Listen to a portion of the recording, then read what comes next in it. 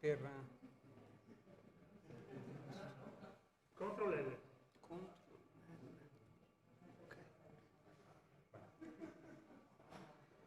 Dato via Prezzone.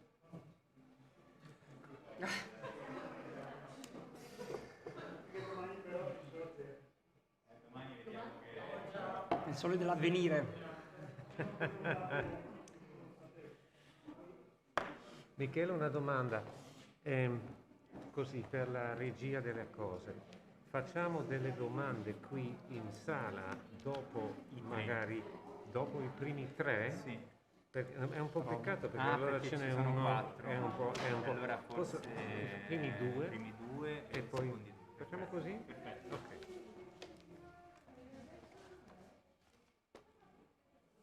Ecco. Mi sa che ci siamo tutti, quindi possiamo anche cominciare. Va bene. Ecco. Mi pare che ci siamo tutti.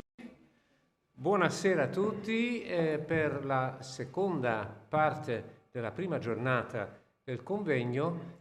Ho detto a tutti, soprattutto a Giulio e a Michele, che hanno con tanto slancio, energia e entusiasmo organizzato queste 2 giornate di studio, ho detto che sono sorpresissimo, come tutti siamo veramente sorpresi in modo molto lieto, dell'afflusso di gente, che veramente abbiamo un pubblico stupendo, giovane anche, è una cosa bellissima. Ecco, questo è un po' una osservazione da fare, e adesso nel pomeriggio abbiamo 4 interventi e con Michele ci siamo detti che magari facciamo così. Adesso parlano Michael Clemente, che comincia adesso, e poi Arianna Candiago, scusate, Alice Catulè e Andrea Chiocca, e faremo uno breve stop per domande e osservazioni dopo le prime 2 conferenze, poi gli altri 2 con un'altra breve possibilità di fare delle domande. Dopodiché facciamo la pausa e alla fine abbiamo la visita, no, alle sale, in cui in modo informale possiamo poi discutere, vedere, osservare, fare baruffe, quello che vogliamo davanti alle opere.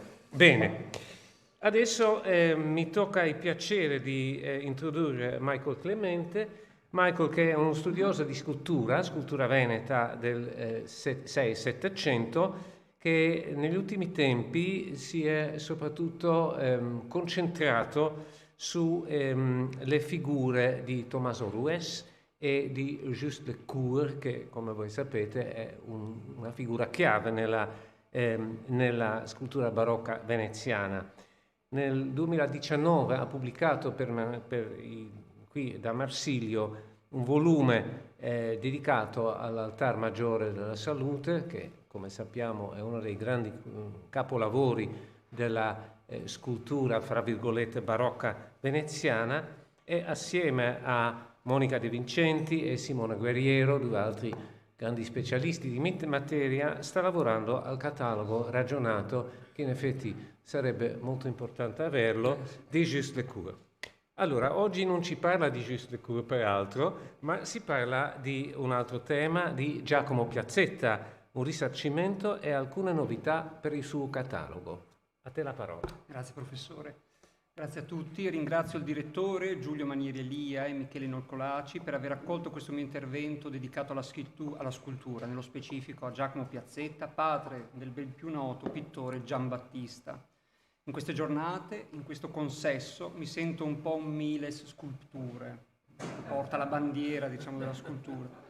Tenendo conto del tempo a disposizione, il contributo è diviso sostanzialmente in 2 parti. La prima sarà focalizzata sulle vicende moderne delle statue legate ai modelli in terracotta di Piazzetta, di cui le gallerie dell'Accademia, motivo per cui sono qui, possiedono 10 esemplari esposti alla Cadoro. Ringrazio in tal senso la direttrice Claudia Cremonini per aver autorizzato la raccolta di nuovo materiale fotografico. Il lavoro è stato eseguito da Matteo De Fina con la supervisione di Valeria Arena, che ringrazio. Un grazie anche a Venetian Heritage, a Toto Bergamo Rossi e Valentina Farace per avermi aiutato in tal senso.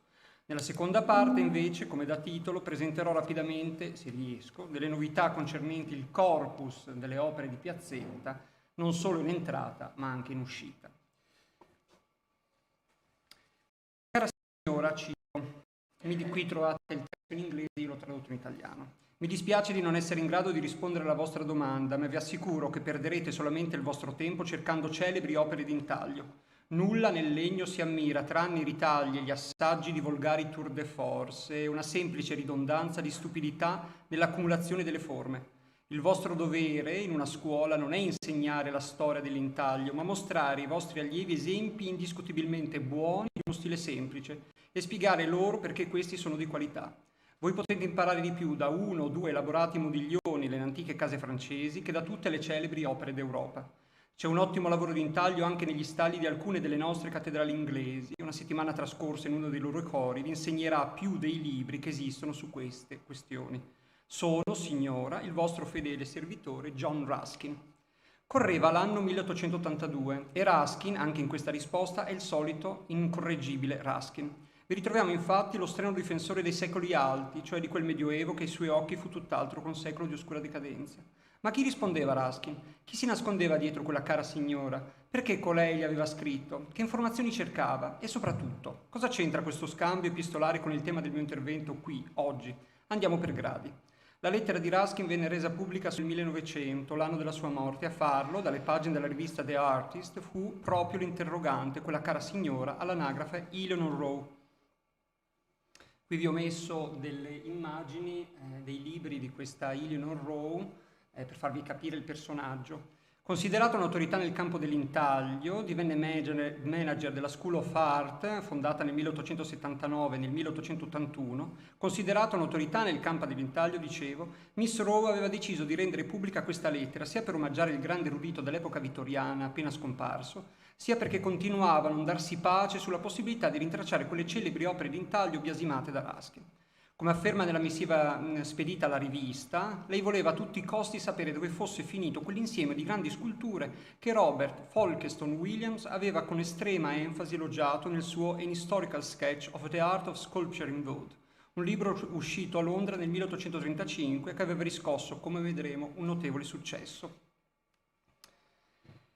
Alla vostra destra vedete il libro di Williams. Il mio interesse, scrive infatti Rowe, fu suscitato dalla descrizione degli intagli eseguiti per la biblioteca della chiesa di Santi Giovanni e Paolo a Venezia da Andrea Brustolone, che, secondo quanto affermato da Mr. Williams, è uno dei capolavori di legno mai prima eguagliati, e poco più sotto, sempre lei, riportava la notizia, tratta dalle pagine dello stesso volume, come quelle sculture furono vendute a un privato e condotte da Venezia in Inghilterra e offerte all'epoca, nel 1835, all'attenzione del pubblico in una delle più importanti e attrattive esposizioni della Londra di allora. Intellettuale tout court, poeta, romanziere, giornalista e anche storico, con questo suo libro Williams intendeva presentare una sommaria storia della scultura in legno, from the earliest period to the present time, with notice, come specificato sul frontespizio, of the most remarkable sculpture work in Europe. Benché sotto il nome di Andrea Brustolone, ovvero Brustolone, quelli su cui Williams sofferma per più di 20 pagine sono i 28 telamoni, le 28 raffigurazioni di eretici eseguite da Giacomo Piazzetta tra il 1676 e il 1682 per la biblioteca del convento domenicano di Santi Giovanni e Paolo. Difficile, mi sembra, sbagliare. Qui ve li presento perché è arrivato il momento. Per questioni di tempo non affronterò tutte le acute considerazioni, tantomeno le descrizioni offerte dall'autore in quelle pagine, me ne occuperò negli atti.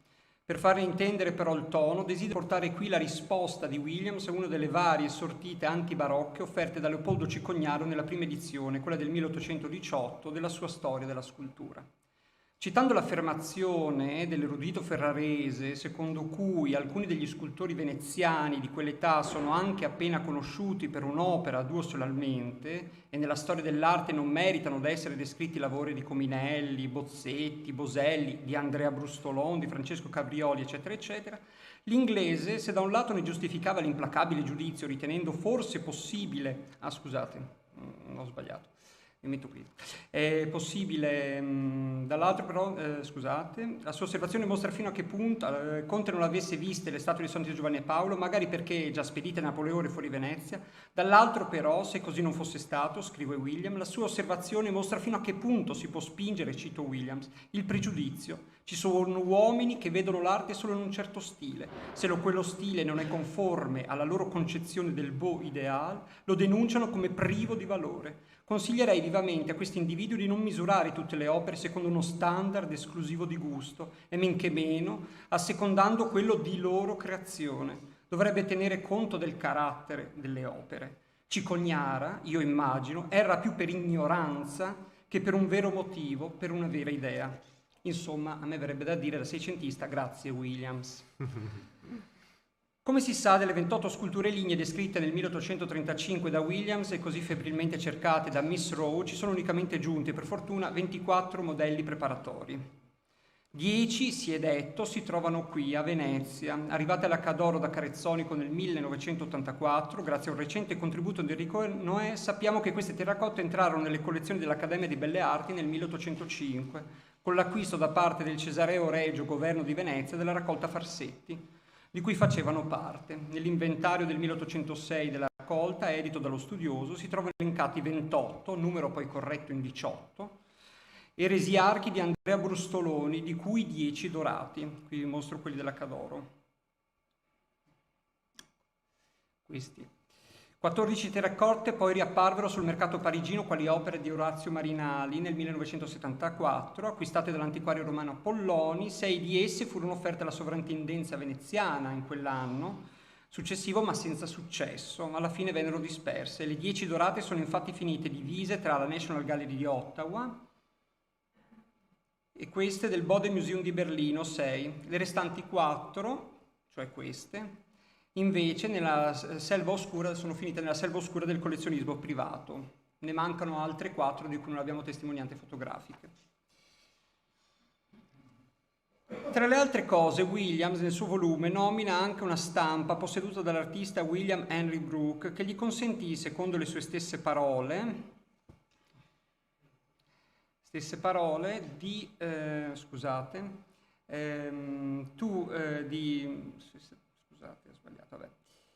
già resa nota da Silvia Moretti, eccola qua, nel suo studio, probabilmente l'autrice non l'ha letto, essa ci consente di meglio intuire rispetto a quelle di suora Isabella Piccini e di Vincenzo Coronelli, che sono queste, le configurazioni delle scaffalature della grande libreria, facilitando all'occorrenza la messa in relazione dei telamoni lì incisi con le terracotte esistenti. Qui ho fatto una ricostruzione io del soffitto intagliato da Piazzetta che è rimasto nella libreria dei Santi Giovanni e Paolo, ancora che oggi è diventata una sede per conferenze, un'aula per conferenze, e l'incisione in possesso di Brooke. Qui vi ho messo degli esempi sostanzialmente della possibilità di riconoscere e mettere in relazione i terracotte e dove si trovavano i telamoni all'interno della biblioteca. Iniziata nel 1676, anno della firma, della firma del contratto di Giacomo con i Domenicani, i lavori si protrassero fino al 1683. Risale a questo millesimo il testo di Domenico Giacomo Maria Gianvizio, ove in latino spiega e chiarifica l'iconografia della biblioteca appena apertasi, citando tanto il nome dell'autore degli intagli, cioè Giacomo Piazzetta, e dei marangoni suoi assistenti. L'aula doveva apparire così, ho inserito anche il soffitto, come vi dicevo. Con questa impresa Piazzetta si conquistò certamente un posto di rilievo nel panorama lagunare, tanto che solo 4 anni dopo verrà chiamato a eseguire un'altra serie di telamoni, ovvero quelli per la sala della cancelleria della Scuola Grande della Carità, finiti nel 1821 a impreziosire la sagrestia del Duomo di Adria. Stavano qui gli altri, che sono questi. Comparando taluni degli studi preparatori per la biblioteca domenicana con le nerborute figure maschili oggi ad Adria, non solo ci possiamo fare un'idea di come dovevano apparire le opere nella loro redazione finale, anche se, come vedremo, le loro dimensioni erano nettamente superiori ai telamoni della Carità, questi che sono ad Adria sono alti 1,48 m, ma comprendiamo perfettamente, della cosa che personalmente mi interessa di più, come le prime siano, cioè le terracotta, tutte evidenza costruite, le sculture di Adria, siano costruite variando, innestando tra di loro quanto Piazzetta aveva ideato per San Zanipolo, cioè variando un po' l'iconografia. della composizione. Osservandoli attentamente però negli intagli adriesi si percepisce un allentamento, un principio di sclerotizzazione rispetto alle più impetuose ed espanse figure modellate da Giacomo tra il 1676 e il 1681. Come è stato da più parti affermato e in più occasioni, gli eretici certificarono effettivamente l'ecurtismo di Piazzetta. Dagli scultori del tardo Seicento veneziano, la loro esistenza lo posizionano tra quelli che più sinceramente hanno inteso e fatto proprio il linguaggio del grande fiammingo. Sono quasi certo che una frequentazione tra Piazzetta e Le Cour dovette esserci, una quotidianità sussistette, anche perché dal 1677 i due erano praticamente vicini di casa, vivendo l'uno a San Felice, cioè Piazzetta, e l'altro in Calle del Pistoro, a Santa Sofia, cioè poco più in là. Se finora per le figure dei riformati si sono tirati legittimamente in causa gli angeli cariati della salute, i termini grifagni del monumento a Giorgio Morosini in San Clemente in Isola, un passo avanti nel chiarimento e consolidamento di questo rapporto si ha, credo, confrontando alcune terracotte di Piazzetta con gli inediti modelli delle Court che qui vi presento per i telamoni del monumento Cornaro, che mi sembra questi che vi presento a sinistra sono le terracotte di ubicazione sconosciuta, ignota, che sono passate in un'asta all'inizio del Novecento, che qui attribuisco alle Cour, che sono preparatori per i telamoni al monumento Cornaro 1673 a Padova, e quello a destra è una terracotta di Piazzetta ed evidentemente si può vedere quanto siano vicini e apparentati. Teniamo presente che fino al 1682, mi cito un mio recente articolo, nella casa di Le Court, che era morto nel 79, c'era una stanza con più di 200 modelli in terracotta, in cui viveva il nipote Giorgio Meinhardt, pittore di cui ho trovato una serie lunghissima di opere, ma di cui non si conosce praticamente nulla. Questa è l'altra, ecco, c'è anche l'altra terracotta, e qui vi ho praticamente ho specchiato l'altra scultura in maniera speculare per farvi vedere anche qui la dipendenza. Scusate, devo uscire, ho fatto un errore. Perché ho aperto il documento sbagliato. Scusatemi, perché... Allora...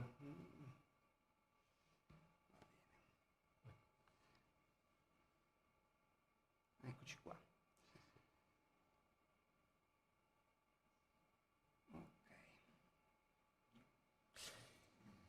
Ebbene, con la caduta della Repubblica e le successive, soppressioni napoleoniche, anche la libreria subì un amaro destino. Nel suo volume, Williams riportava sommariamente le vicissitudini vissute dalle sculture di Piazzetta per Louis Brustolon, mai dimenticarlo. Confiscate da Napoleone, esse furono mandate a Parigi, scrive Williams, da Parigi spedite a Venezia e qui vendute a un privato, il quale le spedì infine in Inghilterra. Giunte a Londra, informa sempre l'autore, vennero offerte all'attenzione del pubblico con l'apertura di un'esposizione, della quale però egli non ci fornisce alcuna ulteriore specifica. I dati a nostra disposizione, cioè quelli finora noti, confermano solo in parte l'itinerario riportato da Williams. Per quanto riguarda gli anni della dominazione francese, conosciamo unicamente alcuni documenti che datano al 1807, inerenti allo smantellamento delle scaffalature e delle statue della biblioteca dell'ex convento di Santi Giovanni e Paolo e il loro successivo trasferimento nell'albergo della Scuola del Rosario. Al contrario dell'andata a Parigi delle figure di eretici, così come del loro ritorno in laguna, non è emerso ad oggi alcun indizio. Sul versante acquisto e arrivo in Gran Bretagna abbiamo invece a disposizione 3 distinte testimonianze rese note nel corso dello scorso e di questo secolo, da Lachin 29, da Moschini 43 e da Pasian 2011. Vi ho messo qui la parte resa nota da Pasian in questo volume di Gianvizio. Vedete che c'è questa nota manoscritta datata 1873. Collazionandole, emerge in sostanza che le sculture scolpite da Giacomo Piazzetta furono prima comprate da un certo Colombo, confetturiere Santi Apostoli, dalla vedova di questi vendute tra il 1830 e il 1833 a Sebastiano Gasperoni, proprietario di un negozio alle Procuratie, il quale infine le fece approdare in Inghilterra, ne fece per soldi un'esposizione e poi li vendetti a un lord inglese, come cita, è riportato dalla nota del volume della Cini. A questo punto possediamo due termini cronologici ben definiti, uno post-quem, oscillante tra l'80 e l'83, e uno ante-quem, il 35, cioè la data di pubblicazione del volume di William. Focalizzandoci sull'Inghilterra scopriamo che le sculture, ecco qui, erano certamente presenti a Londra già nel 1834. Esse avevano suscitato un interesse oltremodo straordinario, come attesta il numero di menzioni, qui vi ho messe alcune, e articoli rintracciati nella stampa londinese dell'epoca. Gran parte, ma non tutti, risalgono al 1835 e sono recensioni al volume di Williams. Questa è, diciamo, la più antica, del maggio 34, in cui spiega la vendita delle collezioni di Andrea Brustolini, e nel 34, nel maggio, erano ancora 28 sculture. Poi a un certo punto, l'ultima del dicembre 34, presentate nella Stanley's Room, saranno 25 e rimarranno sempre in da questo antiquario, da questo, diciamo, mercante, per tutto il 35. Non vi ho messo tutte le indicazioni. Qui vi erano segnalate alcune. Della mostra della Stanley's Room ho ritrovato anche un manifesto pubblicitario. Si pagava un scellino per entrare a vedere le sculture che venivano da Venezia, diciamo, arrivando portate via da Bonaparte. Bene. È il tempo di andare un po' avanti. Come opere d'arte, qui vi riporto una parte di Williams. Cosa succede sostanzialmente? Nel 1935, le ultime notizie, perdiamo le tracce. Nel suo libro del 1935 Williams scrive: come opere d'arte, e parla dei telamoni, sono degne di ogni ammirazione, ma come rappresentazione dei morti santificati rivestono 1000 altri significati che devono farli amare nel cuore di ogni vero amico della libertà religiosa. Per questi motivi spero sinceramente che il governo inglese, sostanzialmente, di questo paese li renda di proprietà pubblica e li faccia collocare in qualche edificio appropriato. Se questa speranza si realizzerà, l'Inghilterra godrà allora del merito di aver creato un monumento eretto in uno spirito di bigottismo che non ha visto uguali e destinato a perpetuare sentimenti di odio e disprezzo tra un popolo fuorviato contro i loro simili inoffensivi, per diventare esempio invece di quelle virtù che raffinano e intellettualizzano la società, insegnando i sentimenti di una vera filantropia e di una religione pura. Negli anni, cerco di velocizzarmi, negli anni ci sono state alcune proposte di identificare in alcune sculture passate sul mercato antiquario dei frammenti e degli elementi dell'antica libreria di Santi Giovanni e Paolo. Nel 2011 Silvia Moretti pubblicava l'immagine di questa opera, a sinistra, in legno, raffigurante un uomo barbuto e seduto, passata la semenzata con l'attribuzione a Pazietta. In verità si tratta del lavoro di uno scultore francese operante nella seconda metà del Seicento, Pierre Venot. L'opera faceva parte della decorazione della chiesa del rifugio di Pluy. In tempi ancora più recenti, vale a dire nel 2017, Andrea Bacchi, in un articolo dal più che promettente titolo Giacomo Piazzetta e l'intaglio veneziano di influenza lecurtiana, presentava 5 pezzi, i quali gli sembravano da ricondurre proprio a quella che potremmo definire la fase più strettamente lecurtiana del maestro di Pederoppa. Se 3 di questi, tra cui quello che in via ipotetica poteva essere, secondo lo studioso, uno dei perduti telamoni della Biblioteca Domenicana, non si possono accogliere nel catalogo di Giacomo. 2 sono tuttavia delle sculture di una certa importanza, cioè queste. Tanto quanto quella segnalata da Silvia Moretti, pure questa coppia di intagli, presentata da Bacchi, era passata a un'asta semenzato, tenutosi a Venezia nel 1985. Non solo, anche l'oratore è lo stesso dell'altra statua, Pierre Venot.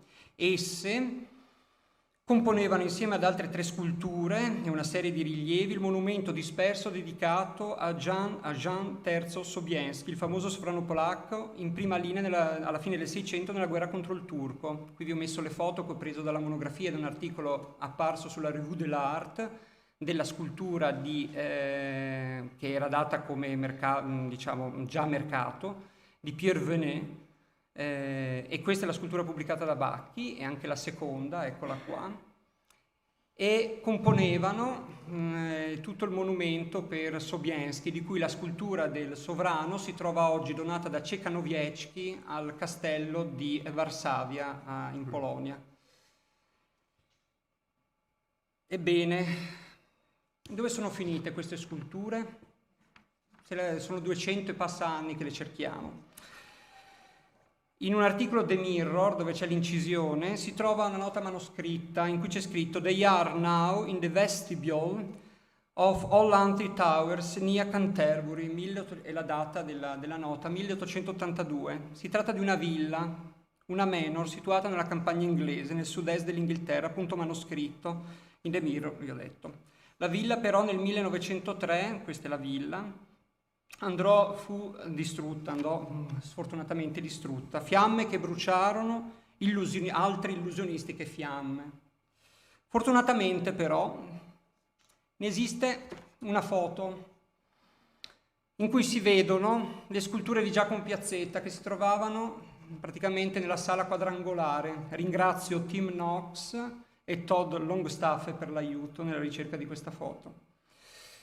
Tanto ammirate, tanto inseguito, ma inesorabilmente come ogni vero desiderio si sono rivelate infine inafferrabili.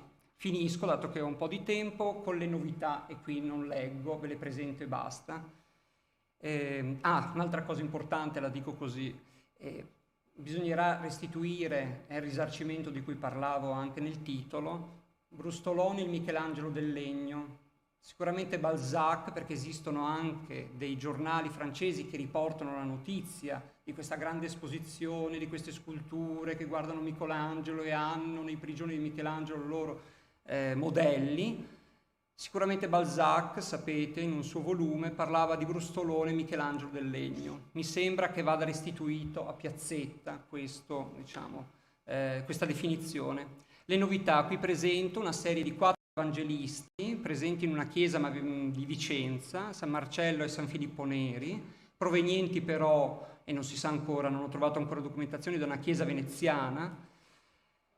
Qui vi ho messo dei confronti con le opere di Piazzetta, il volto con i volti dei Telamoni per la biblioteca, alcuni dettagli tipologici e formali.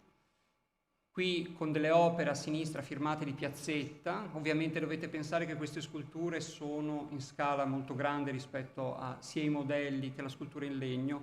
Un'altra precisazione: le sculture che erano finite in Inghilterra dei Telamoni di Santi Giovanni e Paolo, vi ho detto, la misura è differente, erano alte 2,40 m, quindi molto molto grandi.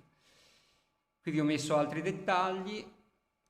Cosa interessante secondo me è come Piazzetta guardi all'arte di Cervelli con cui aveva lavorato nella biblioteca dei Santi Giovanni e Paolo, no? In questo momento, diciamo, di vicinanza, prima che il suo stile si sclerotizzasse. Piazzetta arriva nel 66 a Venezia, sappiamo che inizia a lavorare per i Santi Giovanni e Paolo nel 76, quindi probabilmente fino all'83 produce anche qualcos'altro, e sicuramente secondo me queste sculture rientrano in questo momento, non nel momento successivo.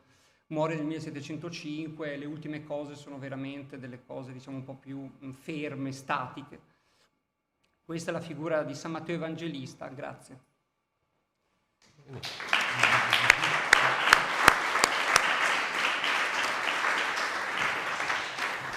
Grazie Michael di questa pioggia di novità e di anche ricerche, direi, molto raffinate, soprattutto sulla parte ottocentesca che non avevo mai aspettato. Inedite, sì. Veramente è un capitolo nuovo che si apre qua, e naturalmente anche i rapporti fra Justecourt da una parte e Piazzetta dall'altra, che sono stati molto chiariti da questo intervento. Grazie. Sei anche stato molto virtuoso, perché sei rimasto ampiamente entro in una mezz'ora, è veramente stupendo. Sarà la disciplina mia olandese. Bene, allora lasciamo la discussione a un momento successivo, ma adesso vorrei invitare Alice Coutulet e Andrea Chiocca, ecco i due. Mettetevi qui a sedere. Che fanno un quatre mains, non è vero? Voi fate un quatre mains. Allora, cominciamo con Alice. Alice Coutulet è assegnista di ricerca a Padova e sta occupandosi della modalità di autorappresentazione della società padovana fra 800 e 900 tra collezioni pubbliche, private e spazi cittadini. Dopo magari mi spieghi bene cosa vuol dire tutto questo. Nel 21 Alice ha conseguito il dottorato di ricerca con un progetto dal titolo Gino Fogolari, una vita in difesa del patrimonio artistico. E lì Alice ha ricostruito tutta l'attività di questo campione, direi, no? Della tutela artistica veneziana nel primo XX secolo. Andrea, qui accanto a me, sta adesso svolgendo il dottorato di storia dell'arte a Padova e si occupa di una tematica che mi è molto caro, è appunto una monografia di Francesco Zugno, uno dei più noti e magari più importanti allievi di Giambattista Tiepolo. Lui risulta vincitore nel 2021 del premio Marina Magrini, bandito dall'Istituto Veneto, per un tema, un saggio sul soggiorno inglese di Niccolò Cassana, un artista fino seicentesca fra Firenze, Venezia, l'Inghilterra, piuttosto internazionale, eccetera. Bene, allora oggi questi due giovani ricercatori parleranno invece di Francesco Solimena a Venezia. Lascio a voi, non so chi comincia. Cominci tu, Alice. Sì. Ok, via. Grazie mille. Innanzitutto desideriamo ringraziare gli organizzatori, il direttore Manieri Elia e anche Michele Nicolaci per aver accolto la nostra proposta e la disponibilità dimostrataci. Così. Va bene. Il presente contributo a quattro mani nasce a seguito di una visita a Palazzo Baglioni d'Amosto, per cui ci teniamo vivamente a ringraziare il conte Ranieri d'Amosto, dove appunto erano esposti la Rebecca e il servo di Abramo e Giacobbe e Rachele di Francesco Solimena, oggi nella sala 5 del nuovo allestimento dedicato alle opere del 6 e 700. Da qui è nata l'idea per questo intervento, che ha preso corpo con l'avvio delle ricerche archivistiche e il reperimento del fascicolo della vendita dei quadri nel 1920, conservato presso l'Archivio Storico del Polo Museale del Veneto, per cui desidero ringraziare la dottoressa Marta Boscolo Marchi. Incrociando i dati archivistici e le fonti antiche e moderne, si andranno quindi a proporre alcune suggestioni e interrogativi che si spera possano animare il dibattito.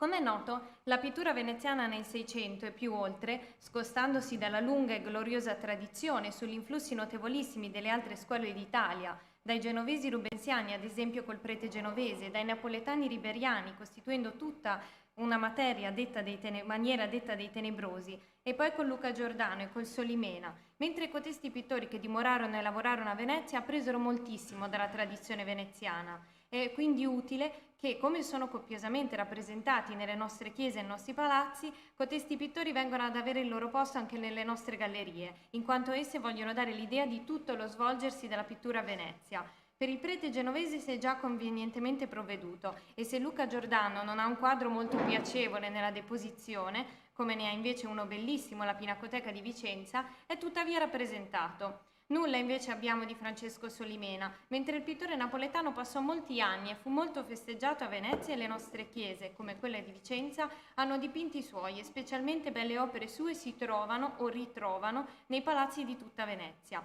Con queste parole, nel febbraio 1920, Gino Fogolari, direttore delle gallerie e soprintendente, propone l'acquisto di 2 dipinti di Francesco Solimena alla Direzione Generale Antichità e Belle Arti, affermando, e questo è un dato interessante di questo intervento, di non avere altre opere dell'artista. Per farlo, e ne vedremo più avanti le ragioni, indica altre opere presenti in museo di artisti non veneziani, ma che comunque ebbero rapporti con la Serenissima, come il ritratto del Doge Rizzo di Strozzi, acquistato nello stesso anno dietro il suo suggerimento, e la deposizione della croce di Luca Giordano, che era già nelle raccolte lagunari dal 1829, proveniente dalla chiesa di Santa Maria del Pianto. La prassi delle proposte di acquisto, ormai consolidata, prevedeva, come in questo caso, l'invio da parte del soprintendente di una relazione scritta, in cui, attraverso una puntuale argomentazione storico-critica dell'opera in oggetto, veniva ampiamente motivata la richiesta per convincere il Ministero romano a concludere la compravendita. Pertanto, vale la pena leggere nella sua interezza l'expertise di Fogolari, che attesta la prima valutazione economica e critica dei dipinti solimeneschi. Ora, se sarebbe fuori di luogo che io proponessi per queste gallerie dipinti del Solimena eseguiti ed esistenti a Napoli, credo che si accoglierà favorevolmente la mia proposta di rappresentare il tanto apprezzato pittore napoletano, con dipinti che, esistendo da circa 2 secoli in palazzi veneziani, hanno certo influito sui nostri pittori settecenteschi. Il conte Andrea Damosto di Venezia, vice archivista in questo archivio di Stato, ha di recente acquistato il grandioso Palazzo Baglioni qui a Venezia, col proposito di rimetterlo in ordine, bene curando anzitutto la manutenzione degli affreschi tiepoleschi. Ma non essendo il Damosto molto facoltoso, come sarebbe necessario a ridare l'antico splendore a un palazzo tanto grandioso, si trova spesso ora nella necessità di cedere a qualche altro signore di Venezia qualche quadro e qualche mobile che meno si confà al suo gusto e al suo tenore di vita.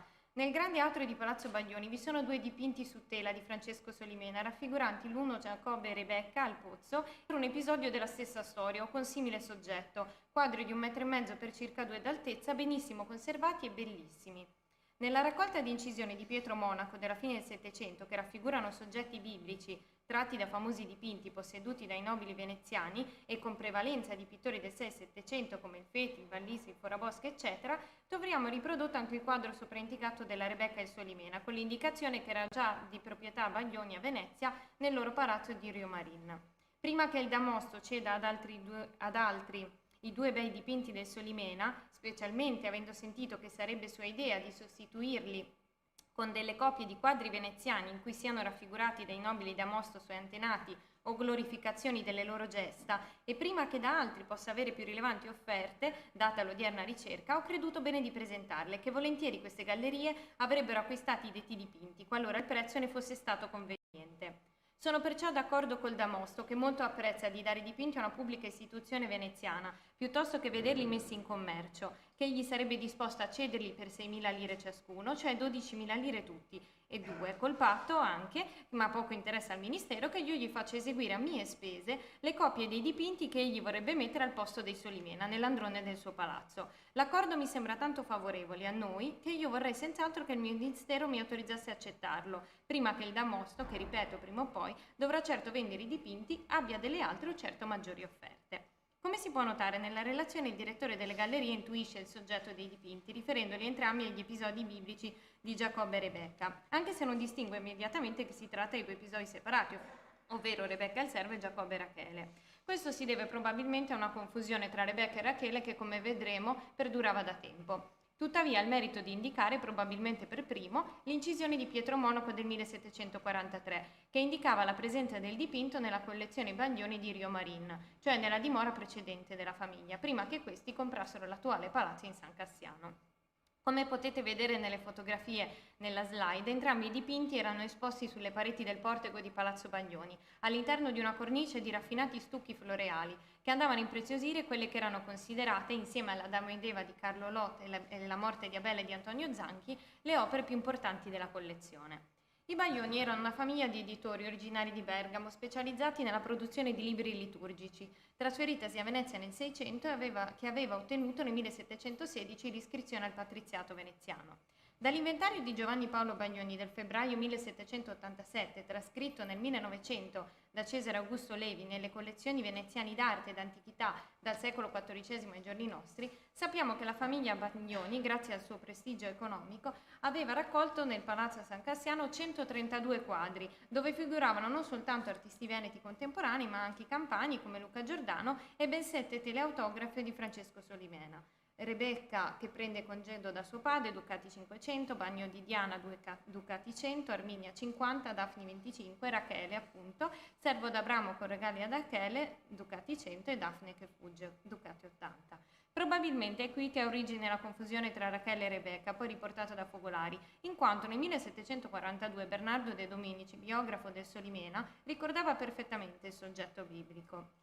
In Vinegia, in casa dei Baglioni, si ammira il meraviglioso quadro della Rachele che si licenzia al vecchio padre, altro di Rebecca che abbevera i cammelli del servo di Abramo, altro con Giacomo che alza la pietra dal pozzo per tirarne l'acqua e abbeverare gli ermenti della bella Rachele. Le ricerche archivistiche condotte da Simona Carotenuto presso la Fondazione dell'Archivio Storico del Banco di Napoli hanno permesso di rintracciare la polizza di pagamento del 31 ottobre 1704 a Nicola Rispuro a Ducati 200 e per lui a Francesco Solimena in conto di 2 quadri che sta facendo per Venezia, uno di Rebecca per il quale riceve altri Ducati 140 di Caparra e il saldo del 26 febbraio 1705. La studiosa ha pertanto individuato in Nicola Rispoli, libraio e mercante napoletano, la figura di intermediario tra i Baglioni e l'artista serinese. Il dato documentario pertanto ha confermato l'analisi stilistica delle opere, che aveva consentito di avanzare una proposta cronologica ai primi anni del Settecento. Prima di analizzare l'acquisto delle opere è necessario un breve excursus per meglio comprendere le ragioni che spinsero Focolari a assicurare alle collezioni statali le 2 opere dell'artista serinese. La politica degli acquisti, come abbiamo visto anche prima, condotta dal direttore delle gallerie, aveva come principio fondante l'incremento delle raccolte museali, in linea con le intenzioni, già espresse dal predecessore Cantalamessa, di realizzare la più grande collezione d'arte veneziana dal 300 al 700. In realtà il progetto di Focolari per la collezione veneziana era il frutto della combinazione di diversi fattori. Da un lato assecondava i suoi interessi, dall'altro era influenzato dalle opportunità del mercato antiquario. Tra le particolari proposte portate avanti c'era la volontà non soltanto di esporre presso le gallerie opere di tema religioso, giunte in gran numero a seguito delle soppressioni napoleoniche, ma anche di iniziare una nuova campagna di acquisti che integrasse le lacune relative a particolari autori e generi pittorici. La ricostruzione del catalogo delle acquisizioni tra il 1906 e il 1935 conferma, al di là di alcune iniziali incertezze, un certo acume attributivo e in tale contesto Focolari, per la sua precocità rispetto ai colleghi nazionali e internazionali, si poneva nel ruolo di capofila, impegnato a riabilitare e a far germogliare un gusto settecentesco, che si legava a doppio filo alla sua volontà di studiare, comprare ed esporre le opere dei più insigni artisti di quel secolo. Fondamentali furono gli insegnamenti venturiani e l'iter professionale, uniti alla sua capacità di affinare velocemente e costantemente il proprio occhio. Non bisogna infatti dimenticare che Focolari, una volta perfezionatosi a Roma nel 1902, venne mandato dal maestro Venturi alla Pinacoteca di Napoli, con il compito di assisterlo nel riordinamento della collezione.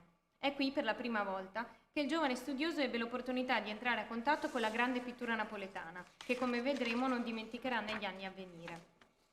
Curiosamente il suo nome fino ad oggi è stato quasi completamente trascurato e non risulta nel pantheon degli studiosi identificati come i padri della rivalutazione del Settecento veneziano, come Pompeo Molmenti, Aldo Ravà e Giuseppe Fiocco. Tant'è vero che la critica ha spesso attribuito erroneamente a Fiocco la paternità del contributo dedicato a Francesco Solimena per le celebrazioni campane del 1936, che invece compare negli scritti d'arte dedicati a Focolari nel 1946. La manifestazione era nata sotto la promozione della Confederazione Fascista dei Professionisti e degli Artisti per commemorare i grandi personaggi nativi della regione nel corso dei secoli. Non è noto il motivo per cui il comitato organizzatore abbia deciso di affidare il discorso, tenutosi ad Avellino il 7 ottobre 1936, proprio a Focolari. Non bisogna infatti dimenticare che a quella data quest'ultimo, esattamente un anno prima, era stato trasferito, suo malgrado, da Venezia alla soprintendenza di Palermo, per volontà del ministro in persona, il quadruplo fascista Cesare Maria De Vecchi. Ad ogni modo, il critico veneziano, nel tratteggiare il periodo compreso tra 6 e 700, ne intuisce la complessità in cui gli scambi e rimandi tra le varie scuole e artisti sono innumerevoli e continui. In questa categoria ha una posizione predominante Francesco Solimena, di cui si è precedentemente appassionato durante una visita alle gallerie tedesche, una quarantina di anni prima. Solimena non appartiene a una precisa corrente artistica. Era un gran pittore di carattere inconfondibile, perciò stesso interessante. Figure di grande rilievo, muscolose, agitate e violente, campeggiavano su fondi bruni, quasi notturni e talvolta addirittura neri, e in quelle notti ardevano fuochi rossastri, quando non vi si spandeva per tutta una luce gialla come sole accecante. Spenti come sottoceneri colori, vivissimi nei rossi, nei gialli, nei teneri lilla, avevano sfumature grigiastre e tenuissime. Un bellissimo canto di bassi profondi e di acuti insistenti e penetranti in un tono smorzato, dolente, ma il gusto più sottile mi veniva dal sentirvi un che di provocante, come di violenze fatte per scherzo e gioco. Era barocco, era già rococò, era cosa singolare da non dimenticare. La sua affluenza è nodale a Venezia, dove è molto apprezzato dai nobili che cercano di ottenere storie bibliche e profane del, cito, pittore alla moda. Per questo è convinto che la circolazione di stampe tratti dai suoi dipinti e il loro studio diretto possa aver influito sulla formazione di Piazzetta, in special modo per il colore su Tiepolo, che persino il grande Tiepolo non solo qualche ispirazione, ma trasse da lui copiando elementi costruttivi, come dal bellissimo quadro della Rebecca alle Gallerie di Venezia Il nudo dello schiavo, custode dei cammelli, messo invertito in primo piano, tale quale nel martirio di San Bartolomeo San Stae, io vedo alle gallerie veneziane la grande tela del castigo dei serpenti, con quei nudi che si divincolano tormentosamente, che io non pensi al mendicante nudo della caduta di Simon Mago e di altri nudi di gran stile del Serinese. Fogolari, tra l'altro, è tra i primi a far conoscere il pittore a Venezia, individuare nell'uomo che tiene i cammelli della Rebecca il modello di Tiepolo per il martirio di San Bartolomeo. Ma torniamo all'acquisto dei dipinti. Ottenni che fossero acquistate e date alle gallerie dell'Accademia e così ho potuto per parecchi anni goderle. Sono molto gustose e del maestro ci danno la violenza e la dolcezza insieme, quelle sue ombre nere, quei suoi fulgori di sole meridiano nella notte, e vi canta il colore con morbidezza divina. Il Consiglio Superiore per l'Antichità e Belle Arti, coinvolto su richiesta dello stesso direttore delle gallerie, dà parere favorevole all'acquisto e Fogolari scrive immediatamente al conte Andrea Damosto per sapere quando i dipinti saranno consegnati. Quest'ultimo indica che un dipinto verrà consegnato nella prima quindicina di giugno e l'altro nella prima quindicina di luglio, specificando che verranno messe delle copie al posto dei Solimena, grazie anche all'aiuto economico delle gallerie. L'atto di cessione viene stipulato il 16 giugno 1920, dove viene stabilito il prezzo complessivo convenuto di 12.000 lire, di 2 dipinti di Francesco Solimene, cito, raffiguranti 2 episodi di Giosuè con Rebecca al pozzo. È curioso notare che il Ministero nel settembre invia a Fogolari una nota sul prossimo pagamento al proprietario, sull'acquisto di, cito, 2 dipinti su tela di Francesco Solimene raffiguranti 2 episodi di Gesù con Rebecca al pozzo, completamente errata per quanto riguarda il soggetto. Infine, come spesso accadeva, sarà Fogolare a sollecitare il Ministero per il pagamento, che avverrà addirittura 6 mesi dopo la stipula dell'atto di cessione, cioè nel dicembre 1920, sostenendo che il conte Damosto, per far opera grata alle gallerie, aveva ceduto i dipinti allo Stato a un prezzo dimezzato rispetto al loro reale valore di mercato. Le tele avranno un enorme successo. Dopo la pubblicazione dell'acquisto sulle pagine del bollettino d'arte, la Rebecca sarà esposta alla mostra fiorentina del 1922, dedicata alle opere del 6-700. Nel catalogo della mostra veneziana sul Settecento italiano nel 1929, uscito postumo nel 1932, nel paragrafo dedicato alla pittura scritto da Fogolari, lo studioso si sofferma sulla sala 11ª della mostra, quella dedicata ai precursori animatori primi del gagliardo Settecento italiano, dove sono esposte le opere di Solimena e Piazzetta.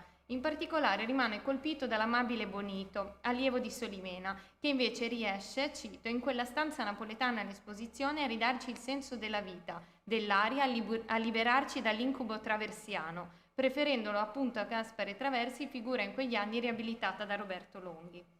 All'interno del catalogo delle opere solimenesche di proprietà delle gallerie non si può non citare un dipinto oggi conservato nei depositi e che risulta particolarmente interessante per riflettere sull'artista e sulla sua scuola a Napoli. Il dipinto in questione oggi è noto come San Lazzaro, anche se, come vedremo, il soggetto è stato dibattuto per lungo tempo. Per tentare di ricostruire la storia dell'opera, si è subito reso necessario un affondo archivistico volto a ricomporre le varie vicende collezionistiche. Sfortunatamente, a rendere complicate le ricerche, l'intero fondo dell'Ufficio Esportazioni di Venezia non è consultabile e nonostante un controllo effettuato dalla dottoressa Marta Boscolo non è stato comunque possibile rintracciare, almeno fino ad oggi, il fascicolo in cui, secondo le informazioni riportate dalla Moschini Marconi nel 70, sarebbe stato acquistato il dipinto insieme alla crocifissione di San Pietro di Luca Giordano e a una veduta con rovine attribuita a Pannini.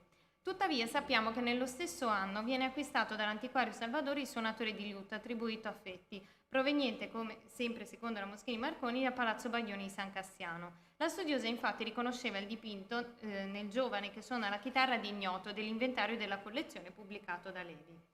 A conferma che queste opere fossero già presenti nelle collezioni delle gallerie negli anni 10, si può osservare che come termine antequem nel catalogo del 1914 redatto da Luigi Serra compare la crocifissione di San Pietro di Giordano e viene specificato che venne acquistata nel 10, per cui verosimilmente anche il nostro San Lazzaro.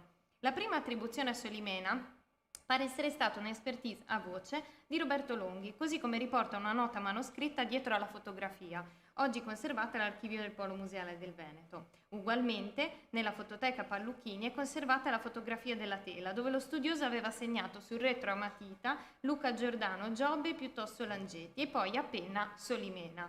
È lecito supporre che Palluchini abbia pensato a 2 opere come quelle che appunto vi abbiamo presentato nella slide. Del San Lazzaro esiste una copia presentata nel 1980 alla Mostra Partenopea Pittura Sacra a Napoli nel Settecento, proveniente dalla chiesa di San Ciro a Portici, ritenuta da Nicola Spinosa di Giuseppe Bonito, allievo di Solimena. Lo studioso, evidenziando che l'opera napoletana era uno degli esempi più espliciti del legame che l'artista mantenne con il maestro neobarocco e neopretiano degli ultimi anni di attività, testimoniato dalla stesura del colore a pennellate larghe e dense e per l'accentuata contrapposizione delle luci e delle ombre, aveva infine proposto che l'esemplare veneziano fosse una replica autografa dello stesso Bonito. Nel 2010 Riccardo Naldi e Giuseppe Porzio, su Nuovi Studi, confermano la mano di Bonito per entrambe le tele e suggeriscono per l'opera porticese, che potrebbe trattarsi del dipinto, in base alla testimonianza di Palermo nelle sue notizie del bello, dell'antico e del curioso del 1793, che l'artista realizzò per un altare eretto nel 78 a seguito della peste a Napoli del 1764. Di tutt'altro parere, nello stesso anno, Simona Carotenuto, nella mostra La fortuna del barocco napoletano nel Veneto, affidava nuovamente l'opera delle gallerie a Solimena, ritenendola una prova d'accademia e cambiando così la titolazione del dipinto in figura in posa, non riconoscendo più alcuna matrice religiosa. In realtà, osservando attentamente l'opera veneziana, si intravede un'aureola e per terra sembra di riconoscere una piccola cornice appoggiata a un supporto ligneo. Nell'iconografia di San Lazzaro, il santo mendicante, tratto dalla parabola di Enrico Pulone, da non confondersi con il Lazzaro resuscitato di Betania, sono solitamente presenti le vesti strappate, le piaghe sul corpo, il cane e uno strumento in legno, nachero o crepitacolo, che veniva agitato per avvisare del suo passaggio. Questi elementi sono presenti ad esempio nell'opera di Domenico Fiasella Sarzana.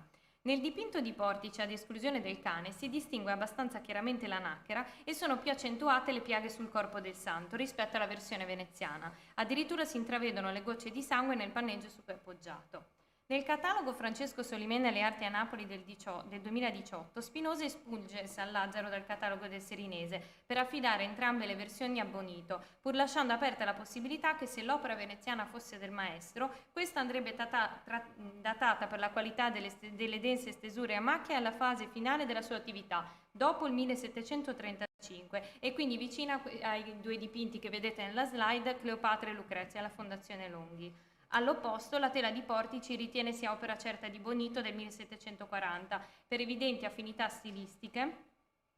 Scusate per le immagini, ma purtroppo non siamo riusciti a rintracciarne di migliori, con la Carità nel soffitto del Monte di Pietà a Napoli del 1742. Ne consegue per Spinosa che o l'allievo replicò l'opera del maestro quando questo si trovava ancora nella sua bottega, prima che giungesse in laguna, oppure più plausibile il San Lazzaro di Venezia vada restituito a Bonito, con una data intorno al 1740, come replica per la stessa chiesa di Portici. In realtà, da un confronto tra le due opere, si possono individuare delle differenze nella stesura pittorica e dello stile, nonché nella resa del panneggio. L'enfatizzazione degli elementi più caratteristici della tela delle gallerie, che si trovano in quella di Portici, unito a un disegno più preciso e meno sciolto, ci fanno propendere per l'ipotesi che quest'ultima sia una derivazione di quella veneziana. Se per la tela conservata di San Ciro non è in discussione la paternità bonitiana, sebbene riteniamo sia più calzante il confronto con le piedonne al sepolcro, piuttosto che la Carità, già avanzato tra l'altro dalla monografia del pittore di Achille della Ragione, una riflessione più attenta andrà fatta sull'altro San Lazzaro.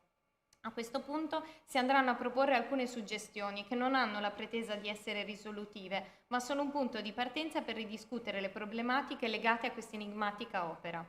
Andando a analizzare il catalogo delle opere di Solimena, il San Lazzaro potrebbe appartenere agli anni 80-90 del Seicento, periodo in cui Francesco cerca di prendere le distanze dalla lezione paterna e quindi potrebbe non far parte degli ultimi anni di attività, come sostenuto da Spinosa.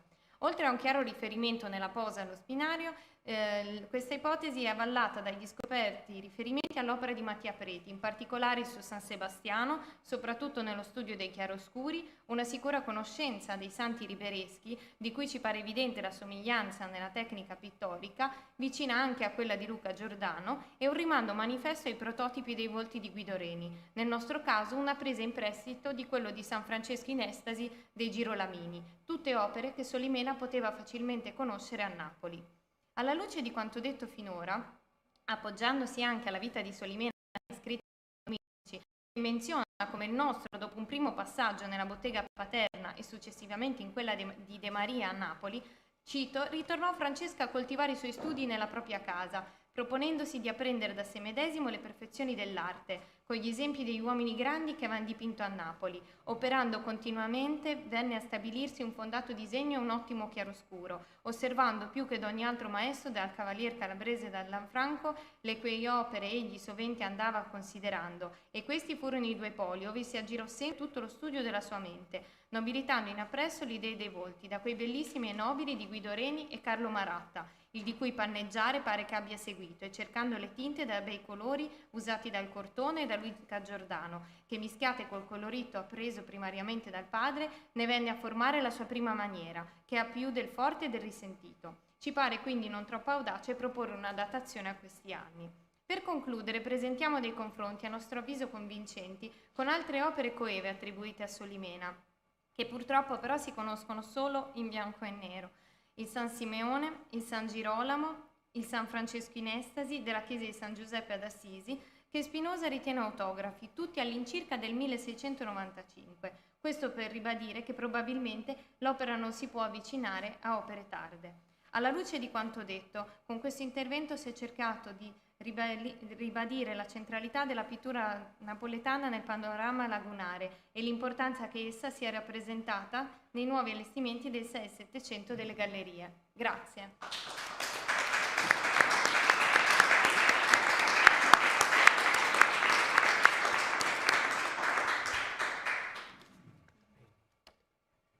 Ok, allora grazie di questo intervento che quasi quasi era intitolato Appunti sulle opere di Francesco Solimena a Venezia, ma poteva essere quasi quasi Appunti sull'operare di Fogolari a Venezia, perché era un intervento che andava un po', diciamo, aveva due facce, non è vero? La prima era appunto un approfondimento delle attività, soprattutto di acquisto ed altro di Fogolari per la pittura del 6-700 per le gallerie, dall'altra parte un esercizio filologico e direi old style riguarda appunto soprattutto questo San Lazzaro Solimena Bonito, Solimena Bonito, Solimena Bonito, Solimena Bonito, no? Forse abbiamo occasione di parlarne adesso, perché vedo che un po' di tempo ci rimane e possiamo anche passare a fare un po' di domande, un po' di discussione su queste prime due relazioni del pomeriggio. A chi posso dare la parola? Raffaella? Ma perché no? Ma perché no? Qualcun altro magari. Nessuno? Era così convincente? Ok, magari vieni qua. Però per Michael Clemente. Togli la maschera, sì. Sì, no, per Michael Clemente. Dunque, no, mi ha incuriosito questa tua appunto ricognizione nelle fonti pubblicistiche britanniche, ottocentesche, sì. No? Della ricezione, appunto, perché se la pittura del Seicento a Venezia è una povera orfanella, figuriamoci la scultura, è doppiamente orfanella, no? E in un certo senso, fino ad un certo momento degli studi. Allora mi interessava capire, anche da un punto di vista, diciamo così, quantitativo, oltre che qualitativo, qual è proprio il rimbalzo critico che tu hai potuto reperire nell'Ottocento inglese o in un certo Ottocento inglese rispetto alla scultura del Seicento veneto, oltre al caso che hai presentato? Questa è, diciamo, una domanda un po', come dire così, alza la testa, ecco. Dove mi sposto? Torno al mio posto.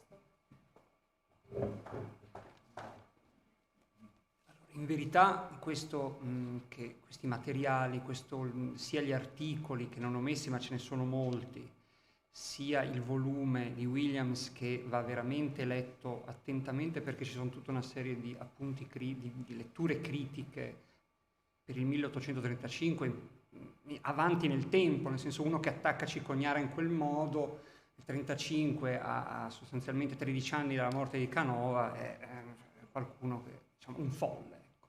Poi con queste anche a fondo. Non ho notizie, non ne ho. Cioè Brustolon diventa... Sì, no, nel senso si potrebbe fare sul discorso non tanto sul giornale quanto collezionistico, nel senso che bisognerebbe fare una ricerca, sì, approfondita, nel senso che io volevo andare in Inghilterra a fare una ricerca negli archivi, ma ovviamente per il Covid non ho potuto fare una ricerca approfondita per vedere, sto rintracciando, cercando di capire dove andare anche a vedere bene quello che non è digitalizzato.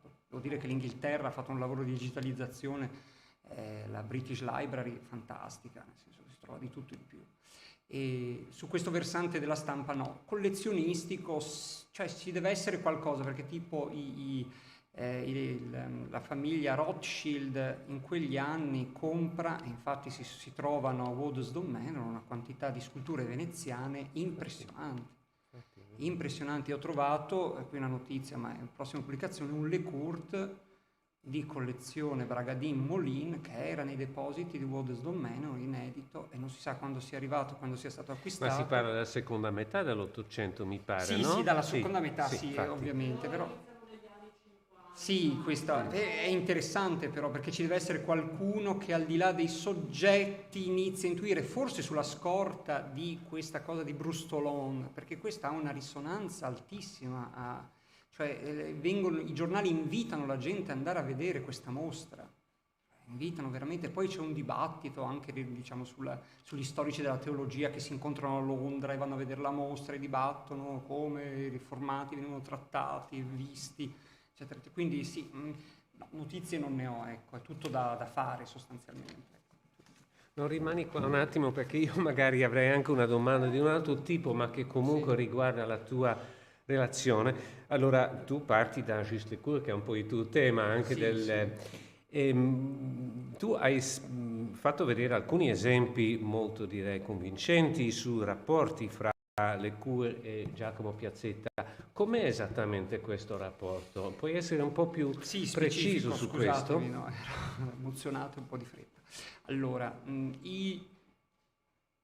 pecco di presunzione, nel senso dico io e quindi mi prendo la responsabilità di quel che dico. Mi sto facendo una visione in questi anni di studio sulle relazioni al di là della questione attribuzionistica e di sistematizzazione dei cataloghi. Io sono adesso interessato a capire le relazioni dell'ambiente, della scultura.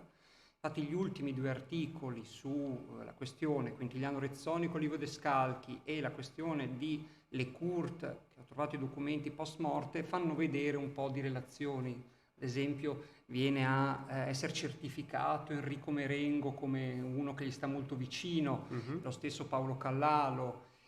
Probabilmente Piazzetta, che lavora con Merengo, che hanno pubblicato i documenti Rugolo e Favilla, a San Felice proprio, collaborano. Probabilmente Piazzetta, vivendo lì vicino, ha proprio vicina in maniera, diciamo così, da pochi passi, secondo me ha una relazione, perché il linguaggio di Piazzetta è quello più lecourtiano di molti altri, perché anche da questo punto di vista andrebbe fatta una pulizia, cioè noi fino ad oggi, e qui è un ampio discorso, tutti gli scultori fino agli anni 2000 erano tutto Orazio Marinali. Dopo gli anni 2000 è iniziato che tutti guardavano Lecourt perché era il campione.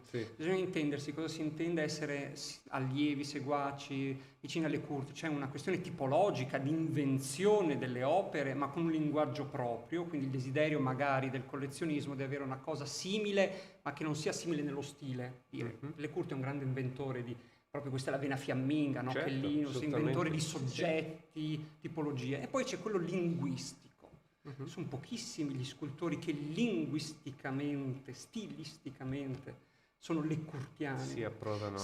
E Piazzetta è uno di questi. Quindi potrebbe anche essere un allievo, al limite. Sì, bisogna intendere, perché lui arriva ed è nella bottega di questo Santo Pianta, che è un ramo della famiglia Pianta, e da Pederobba, vicino a Treviso. Ma sicuramente la vicinanza, il fatto che lui scolpisca anche il marmo Infatti c'è questa figura attribuita giustamente da Simone Guerriero, la chiesa di San Marziale, che era la prima parrocchia in cui viveva Piazzetta, che è una figura veramente lecurtiana come espansione, come trattamento dei panneggi, come visione rubensiana ancora, anche molto avanti. E sì, non so se è allunnato, ma certo Le Court deve aver avuto un circolo molto più ristretto di quello che si aveva, e aveva molti rapporti solo con fiamminghi o tedeschi, perché Lefebvre, esattamente, sì, certo. e probabilmente sì, dava la possibilità a chi gli piaceva di entrare in casa, in questa stanza, proprio come c'è scritto nell'inventario, 200 modelli, magari guardarli, che fino all'82 erano a Venezia. Quindi sì, questo mi sembra l'unica risposta. Ovviamente i documenti, se non emergeranno altri, non ci danno contezza di queste relazioni. L'unico che ci dà contezza, dovrebbero spuntare fuori altri epistolari come quello quintiliano Livio Descalchi, che in lì effettivamente si vede chi è anche vicino alle Court, quindi Merengo viene definito il miglior allievo. Da questo punto di vista, e poi mi taccio, e bisogna stare attenti, perché anche queste formule miglior allievo di Giusto Le Court non è detto che sia veramente il miglior allievo, che Quintiliano, secondo me Quintiliano Rezzonico, magari era Piazzetta diventato il preferito, solo che Quintiliano Rezzonico, dopo morto Le Court, deve continuare a vendere e guadagnare soldi vendendo le opere a Livio Descalchi, quindi dice: guarda, ti presento questo qui con cui ho un rapporto, dico che è il miglior allievo, quindi tu ti fidi di me e compri da lui, io avrò la mia percentuale o diciamo un giro, l'esclusiva sulle tue opere, no, eccetera, eccetera. Quindi questa idea, perché poi Merengo rispetto a Piazzetta, cioè Piazzetta ha una qualità superiore a Merengo. Merengo perde subito di vigore, di potenza, di capacità. Questa è la mia visione. No, grazie di questa quasi seconda relazione, devo dire, anzi direi che anche a nome di tutti ti chiederemmo di includere anche questo secondo discorso nella tua forma scritta, se appunto i nostri due lo accettino.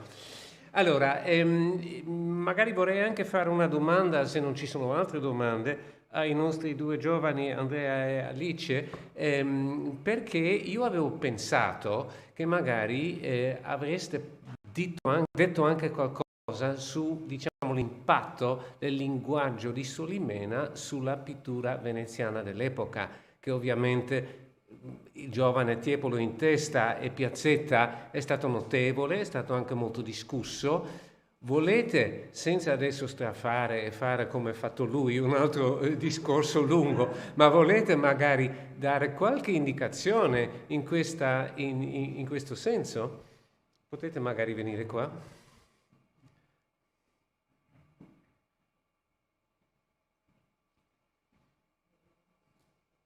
Non voglio mettervi alla prova, per carità. Molto brevemente.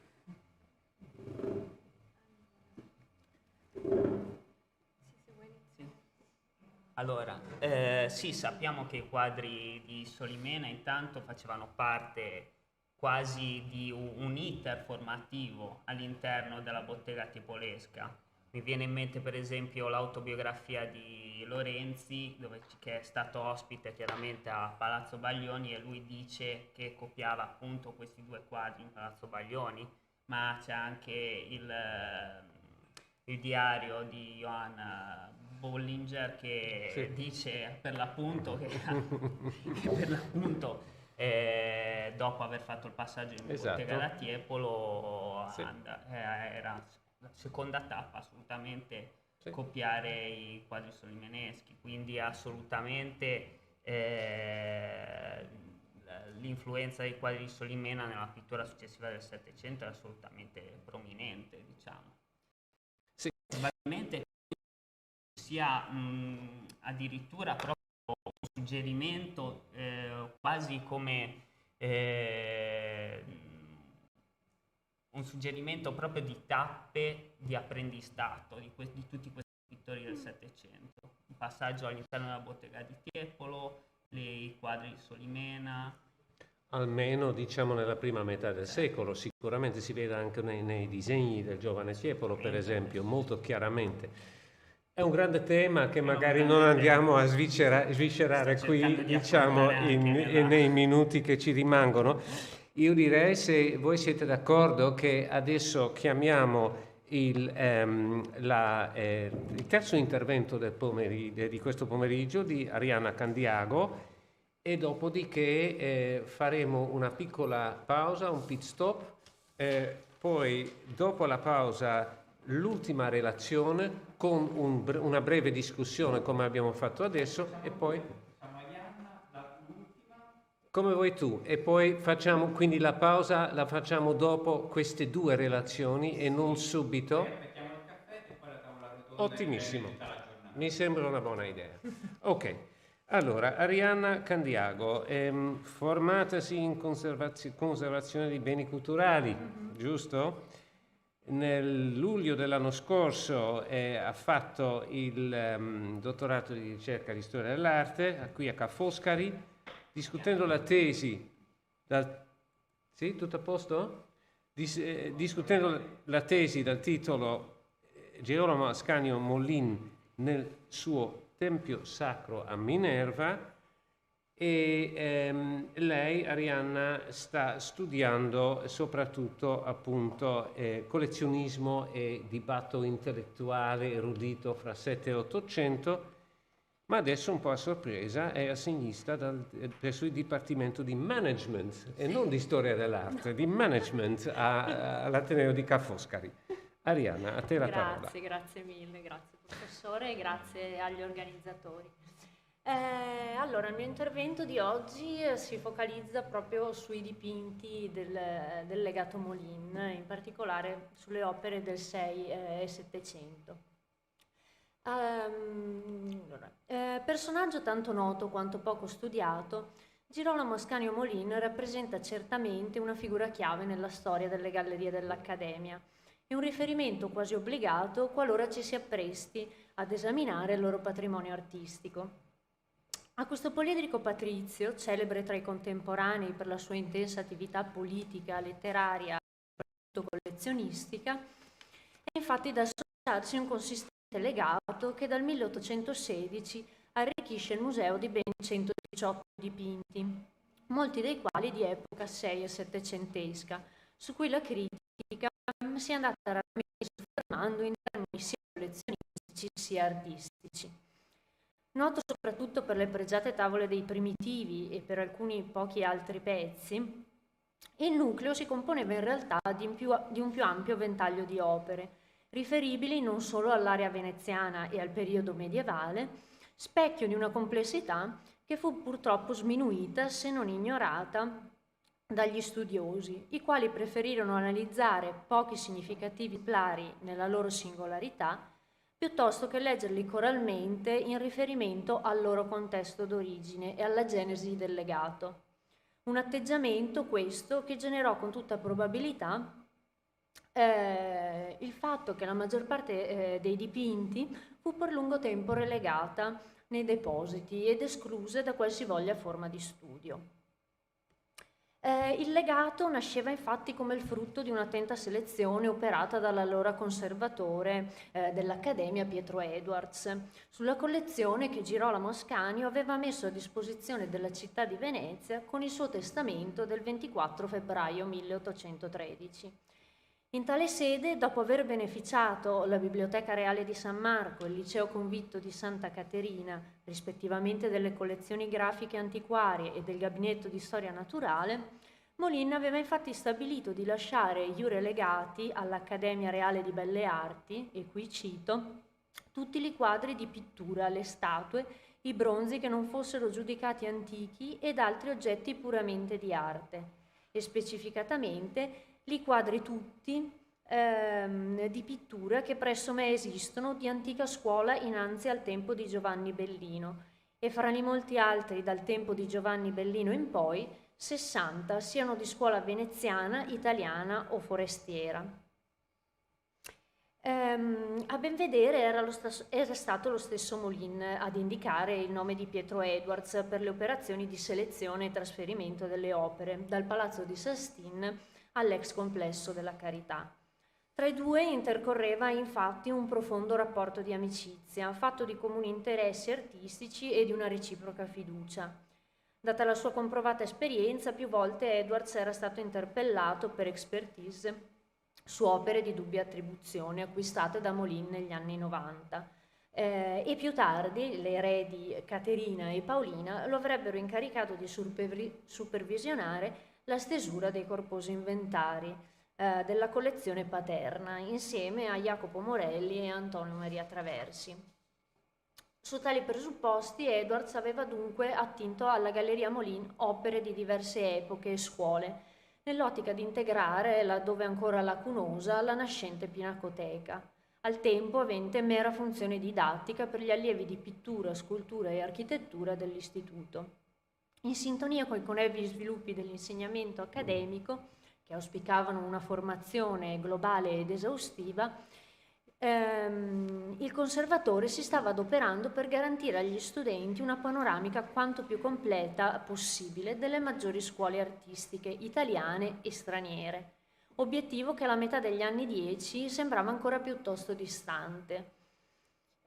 Istituita ufficialmente nel 1807 e trasferita nel complesso della Carità solo nel 1812, l'Accademia poteva infatti allora contare ancora sui soli doni e saggi degli studenti trasportati dalla vecchia sede al Fonteghetto della Farina, sui gessi di Filippo Farsetti, sulle opere dell'ex Scuola della Carità e degli enti religiosi e confraternali soppressi dal governo napoleonico, configurando la collezione Molin come un'occasione appetibile e un apporto prezioso per la costruzione di un racconto di impronta pseudo-storicistica. Come si evince dal testamento, beneficiare la gioventù studiosa delle arti che frequentava l'Accademia era uno dei principali motivi che aveva indotto Molin a donare parte dei suoi beni a questa istituzione.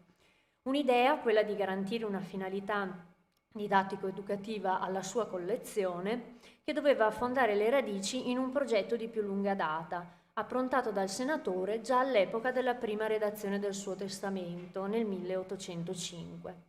Nell'atto notarile emergeva infatti esplicitamente l'intenzione di aprire le porte del palazzo di Saint-Stin, e qui cito, a comodo di visite di nobili forestieri, curiosi e studiosi, che accompagnati e assistiti da idonea e fidata persona, nel caso specifico Bartolomeo Fabris, custode del gabinetto di storia naturale dell'Università di Padova, avrebbero potuto osservare, disegnare e copiare gli effetti e mobilie in esso esposti. Una decisione certo non infrequente per l'epoca, come dimostra ad esempio l'analogo caso della Galleria Manfrin, che tuttavia dovette subire un mutamento per cause ancora oggi da accertare. Certo è che in tal senso dovette giocare un ruolo importante il desiderio dello stesso Girolamo Ascanio di beneficiare concretamente un'istituzione a lui cara, che aveva visto crescere ed evolvere e al cui sostegno aveva in prima persona contribuito. Rivela infatti un documento conservato nell'archivio dell'Accademia di Belle Arti che sin dal 1778 Molin era stato aggregato, assieme al fratello minore Anzolo, alla Pubblica Accademia di Pittura, Scultura e Architettura, in qualità di membro d'onore, partecipando alle sue sedute fino allo scioglimento. Era questo un titolo da conferirsi, secondo il regolamento del 1771, ad illustri personaggi per nascita o di altro ceto civile, quanto a professori distinti, anche stranieri, che per il merito loro o altro distinto pregio resi si fossero conosciuti, ai quali era assegnato il precipuo compito di suggerire e proporre al Presidente quanto credessero opportuno e giovevole per l'accrescimento e vantaggio dell'istituto, o, per dirla attraverso le parole dello stesso Molin nel suo testamento, per garantire all'Accademia perpetuità e lustro. Non va inoltre trascurato nell'economia di questa decisione il ruolo e il significato che la collezione stessa aveva assunto nella vicenda personale di Girolamo Ascanio e soprattutto in quella collettiva dell'intero ramo dei Molin di San Maurizio, poi Saint-Stin. Pazientemente cresciuta dal senatore e dal fratello Anzolo, essa aveva infatti rappresentato per l'ultima generazione dei Molin il simbolo di un pieno riscatto sociale, culturale ed economico che la famiglia aveva perseguito per decenni e faticosamente raggiunto solamente a partire dagli anni 50 del Settecento.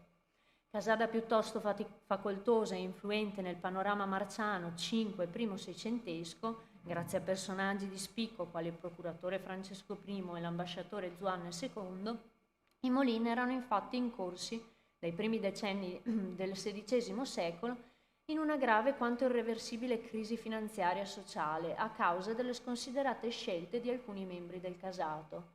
Gioco d'azzardo, imprudenti vestimenti terrieri e una scarsa capacità gestionale avevano infatti intaccato le fonti delle loro entrate e del loro privilegio, gettandoli pressoché in miseria. Una situazione assai grave, da cui riuscirono a risollevarsi solo alla metà del XVIII secolo, grazie ad un'oculata politica matrimoniale con le case neoaggregate, che li rese beneficiari di alcuni fideicommessi funzionali ad una nuova ascesa politica e sociale sulla scena veneziana. In un tale contesto, la scelta di devolvere alla città di Venezia le ricche raccolte di famiglia non appare forse del tutto slegata dalla volontà di eternare la figura del senatore e il nome della Casada, a ribadire, tramite l'associazione ad una prestigiosa istituzione culturale veneziana, una raggiunta autorità nel campo delle arti e del mecenatismo, loro a lungo preclusa. Gioventù studiosa, accademia e onore furono dunque i tre fattori che fecero propendere Molin verso la decisione di condividere la sua collezione con alcune realtà simbolo della Comune di Venezia, accantonando le divergenze di carattere politico che allora, senza ombra di dubbio, ancora intercorrevano con la sfera pubblica. L'Accademia, si ricorderà, era infatti sorta sotto l'egida del governo francese, con cui Molin aveva avuto negli ultimi anni di vita non pochi attriti per via delle invettive antinapoleoniche che aveva formulato attraverso componimenti di carattere nostalgico. Come già sottolineato da Amadiel Gambier e Erminia della Frattina, Girolamo Ascanio si era distinto nella storia della Serenissima per le posizioni fortemente conservatrici e filo-oligarchiche, schierandosi a difesa della patria, tradizionalmente intesa, in tutte quelle occasioni che avevano visto concretizzarsi dei tentativi di sovvertimento dell'ordine costituito. Un atteggiamento, questo, che gli aveva garantito un certo successo nell'ambito delle cariche giudiziarie dello Stato, ma che dall'altro lato aveva generato in lui una profonda insofferenza per le dominazioni straniere, percepite come estranee e tiranniche. È altresì vero che lo stesso Girolamo Ascanio aveva poi cercato un reinserimento nelle compagini governative del post-Repubblica, nella speranza forse di poter dare ancora un personale contributo alla sua patria. Ma ciò non gli aveva impedito di denunciare il degrado in cui la città versava, assicurandogli un'accusa, poi decaduta, di altro tradimento per parte francese. Di qui la scelta di ritirarsi a vita privata nelle proprietà del Bassanese e di dedicarsi pienamente alle arti in ogni loro forma, che dovette certamente concorrere a distendere, almeno in minima parte, il clima di forte tensione e ad indurlo ad anteporre il valore didattico-educativo dell'arte agli ideali politici, aprendo così la strada alla cessione dei suoi beni all'Accademia. Morto nel febbraio del 1814, Girolamo Ascanio, e completate tutte le procedure di inventariazione dei beni presenti nel palazzo, Pietro Edwards poté quindi accedere al Palazzo di St. Steen per selezionare i dipinti da trasferire in museo. Operazione questa non certo banale ed immediata, qualora si consideri il contesto da cui i 118 dipinti dovevano essere estrapolati. Molin aveva infatti posto insieme un nucleo di oltre 40.000 pezzi, che nella sua eterogeneità rispecchiava perfettamente quell'intreccio di interessi eruditi che animavano la sua personalità. Accanto a un nutrito gabinetto di storia naturale trovavano infatti posto una ricca biblioteca, una galleria di dipinti, stampe e disegni e soprattutto una prestigiosa raccolta antiquaria e numismatica, in una mescolanza che, pur assecondando una moda ormai radicata nel tardo Settecento, quella dell'enciclopedismo, presentava degli indubbi tratti di originalità, su cui non ci soffermeremo. In un tale contesto, la quadreria rivestiva certamente un peso importante in termini sia quantitativi che simbolici. Nonostante Molin fosse andato focalizzandosi sempre più sul collezionismo di antichità e dagli anni 90 di naturalia, esso arrivò a constare di circa 700 dipinti di vario soggetto, epoca e dimensione, un numero ragguardevole se si considera il numero su cui si attestava la maggior parte delle famiglie veneziane. Incassate nei muri entro sontuose cornici o adagiate sul pavimento, le opere occupavano i vari ambienti del piano ammezzato e nobile della casa e specificatamente la cosiddetta camera della galleria, la camera da fuoco sopra il rio, la camera della chiesetta e l'attiguo oltre all'appartamento di Girolamo Ascanio, secondo un uso consueto in area veneziana. Per quanto concerne il contenuto della quadreria, dalla lettura dell'inventario emerge che essa rientrava essenzialmente in un profilo piuttosto ordinario per l'epoca, pur con alcune peculiarità, frutto ora di un genuino interesse, ora di una precoce adesione alle mode dilaganti. A farla da padrone erano infatti i grandi maestri del Cinquecento e del primo Seicento, o presunti tali, ospitati come tradizione voleva nella galleria, fulcro visivo del palazzo, in parte minore nella camera dell'alcova. La preferenza era accordata ai nomi importanti di scuola veneziana e veneta, quali Giovanni Bellini, Tiziano, Giorgione, Bassano, a cui si affiancavano, pur in via quasi eccezionale, esemplari di Caravaggio, Guido Reni e di scuola straniera, Lucas Cranach, Matteo Brill, Joseph Heinz.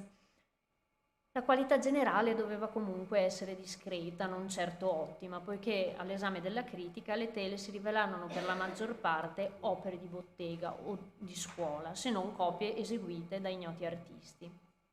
Minore interesse vi era invece per le manifestazioni della pittura sei- e settecentesca, meglio rappresentata sul versante grafico. Pochi erano infatti i dipinti del XVI e XVII secolo che si trovavano in Saint-Stin, con una netta prevalenza ancora una volta di autori veneti o attivi in laguna, quali i vedutisti Canaletto e Bellotto, Sebastiano e Marco Ricci, Gregorio Lazzarini, Pietro Longhi e Cimaroli, per citarne alcuni. Accanto ad essi si collocava tuttavia una selezione di nature morte e paesaggi di scuola straniera. All'occhio acuto di Pietro Edwards non sfuggirono i nuclei e gli esemplari più peculiari e caratterizzanti, che selezionò con grande intelligenza e lungimiranza per la costituenda Accademia.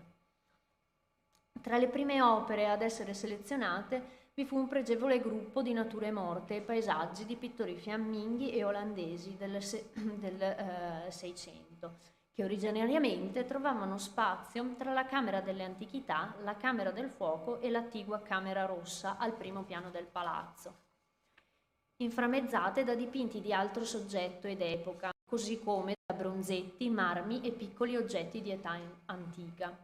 Era questo un genere che a Venezia era andato ampiamente affermandosi nel corso del Seicento, ma che nel tardo Settecento, pur con qualche eccezione, contava ormai ben pochi estimatori tra l'antica nobiltà. Fatto questo che ci ha indotto ad approfondire la genesi del nucleo.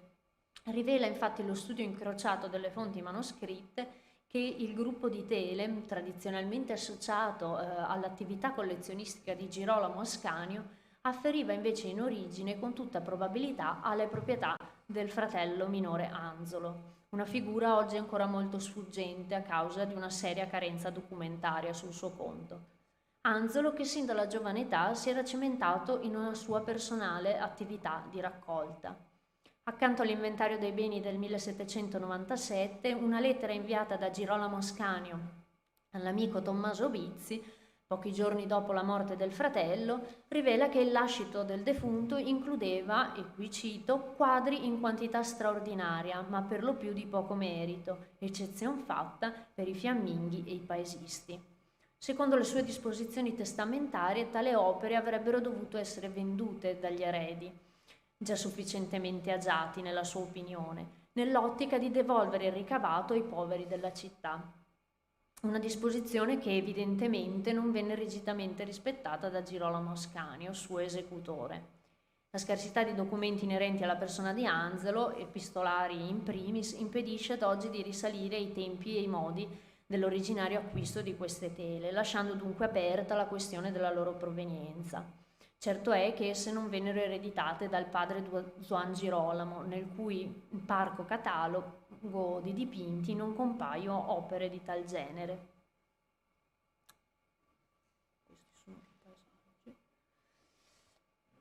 Rientrò poi nel legato dei dipinti seicenteschi, forse per l'indubbia qualità artistica, anche il ritratto di Alvise Molin di mano di Tiberio Tinelli.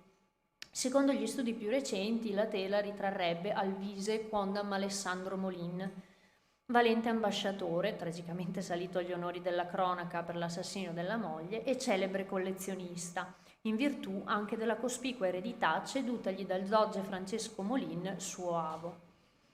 Il dipinto dovrebbe con tutta probabilità provenire dal palazzo domenicale del ramo di Santa Caterina, a cui Alvise afferiva. Un dettaglio questo che testimonia l'esistenza di un legame sinora ignorato tra le collezioni dell'ambasciatore, in cui erano incluse, si ricordi, quelle del doge Francesco e del fratello Domenico, e quelle del ramo di San Maurizio, imponendo una riflessione sulla veridicità della completa dispersione della prima nella seconda metà del XVII secolo. Dall'altro canto, un'altra riflessione sorge quasi spontanea leggendo il testamento di Girolamo Ascanio. Il fatto che il senatore avesse stabilito, tramite codicillo, che alla sua morte i ritratti di famiglia dovessero restare in Saint-Stine, a decoro del palazzo, apre la strada al dubbio sulla reale identità dell'effigiato, già sollevata da alcuni studiosi in passato, ed induce a chiedersi se la tela effettivamente rappresenti l'avo Alvise. L'opera era in effetti entrata in museo con l'indicazione ritratto di un dottore e nel campo 2 teste di sculture, poi modificata per l'avvenuta associazione della commissione dogale sulla sinistra a specifici eventi della sua vita, che non poco stupisce se si riflette sul fatto che l'elenco delle opere da trasportarsi all'Accademia fu redatto sotto la supervisione di Caterina e Paolina Molin, figlie di Girolamo Ascanio. Pare certo sospetto che esse non fossero consapevoli dell'identità del soggetto. Tra le opere del XVIII secolo spiccano per l'elevato livello qualitativo i 2 pastelli di Rosalba Carriera, raffiguranti rispettivamente una dama anziana e un giovane gentiluomo. Rivela l'analisi incrociata degli inventari di Anzolo e Girolamo Ascanio che la passione per questa tecnica era una prerogativa tutta personale di Girolamo Ascanio, a cui pare ragionevole attribuire dunque l'acquisto. Sintomatico a tal proposito il fatto che nel tardo 1813 il nobiluomo avesse richiesto al notaio Pietro Occioni di aggiungere al suo testamento un codicillo per includere nel legato alla città di Venezia alcune ulteriori opere, allora da poco acquistate, tra cui appunto un gruppo di pastelli. Pur nell'impossibilità di individuare con precisione l'esatta loro collocazione nel palazzo di Saint-Stine, i catastici evidenziano la presenza di vari ritratti in carta nelle stanze di rappresentanza del piano nobile, in particolare nella Camera delle Antichità e da fuoco, dato questo che ci induce a supporre che in uno di questi ambienti trovassero posto. Le opere appena analizzate rappresentano certamente alcuni tra i saggi migliori del legato di Girolamo Ascanio Molin all'Accademia di Belle Arti, saggi che tuttavia furono per lungo tempo esclusi dalla fruizione.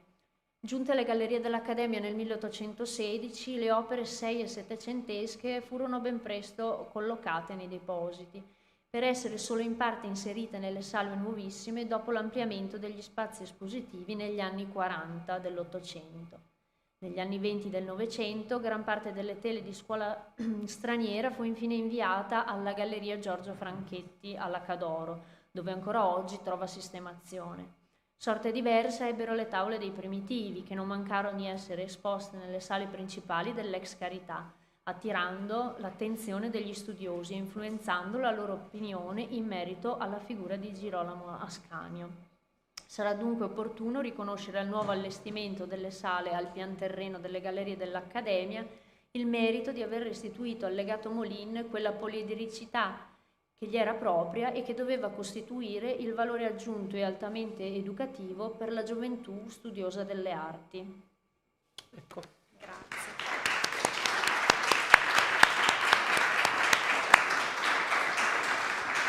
Grazie Arianna di questa comunicazione, direi molto precisa, molto chiara e molto interessante, con una serie di novità di cui magari dopo, fra mezz'oretta, abbiamo occasione di parlare un po'. Adesso vorrei invitare l'ultimo relatore di questo pomeriggio, il professor Paolo Benzi, buongiorno, buonasera, che non è uno storico dell'arte, ma è laureato in chimica industriale e in lettere, cioè è un po' anche uno storico dell'arte. Sono uno storico dell'arte. È uno storico dell'arte, via. Anche l'università lo dice. Esattamente, allora, all'Università di Genova.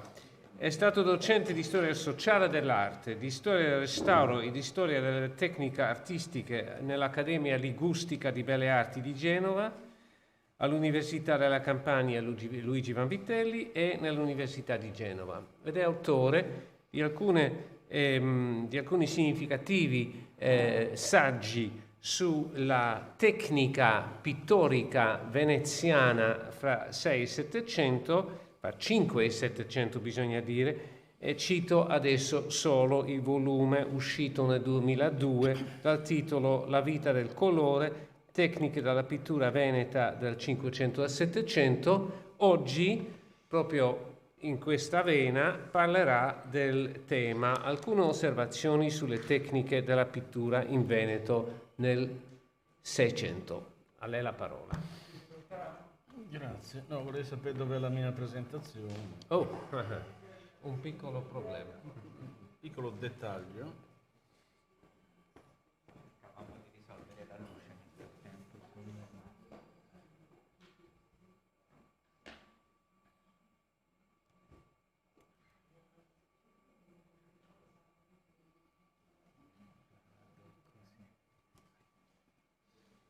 Ecco, a lei la parola.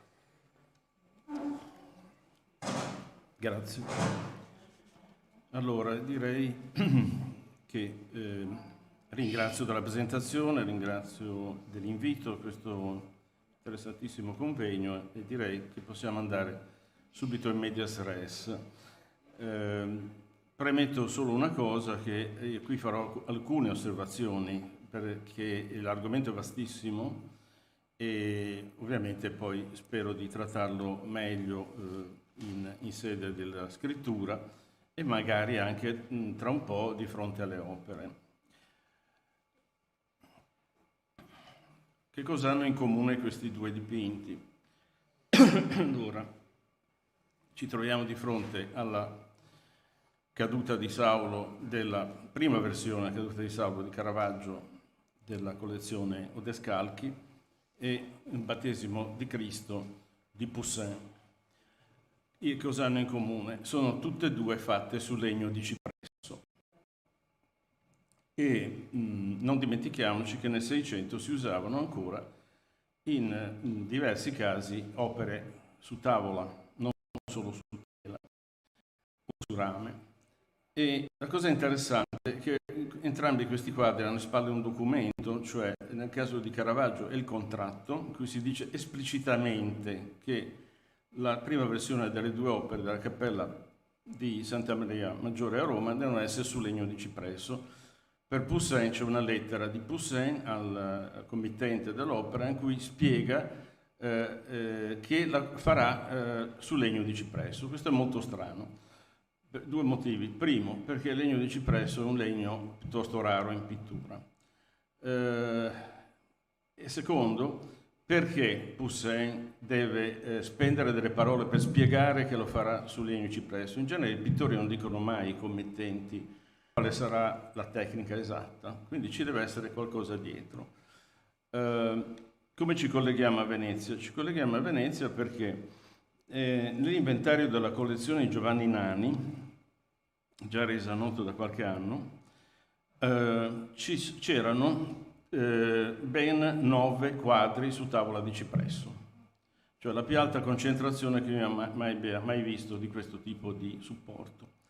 3 del Liberi, 3 del Mazzoni, 1 del Negri più 1 probabile e 1 del Bellotti.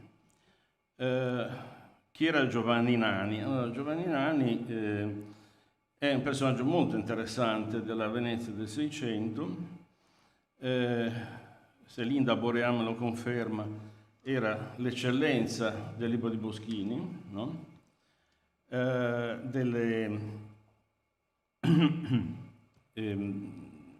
Quindi un personaggio famosissimo, fondatore dell'Accademia dei Filaletti, di cui facevano parte Pietro Vecchia e Pietro Liberi, che erano anche i padrini delle figlie di Nani. Giovanni Nani si dedicava, tra altre cose, all'alchimia. E questo tema dell'alchimia è un tema molto interessante della Venezia del Seicento che andrebbe sviluppato. Quindi ben 9 quadri su legno di cipresso. Il legno di cipresso è un legno, dal punto di vista materico, molto interessante perché è molto resistente ai tarli, perché contiene resine, molto resistente all'umidità e al fuoco, ma anche non adattissimo, perché le resine possono danneggiare la pittura, la preparazione e poi anche la pittura.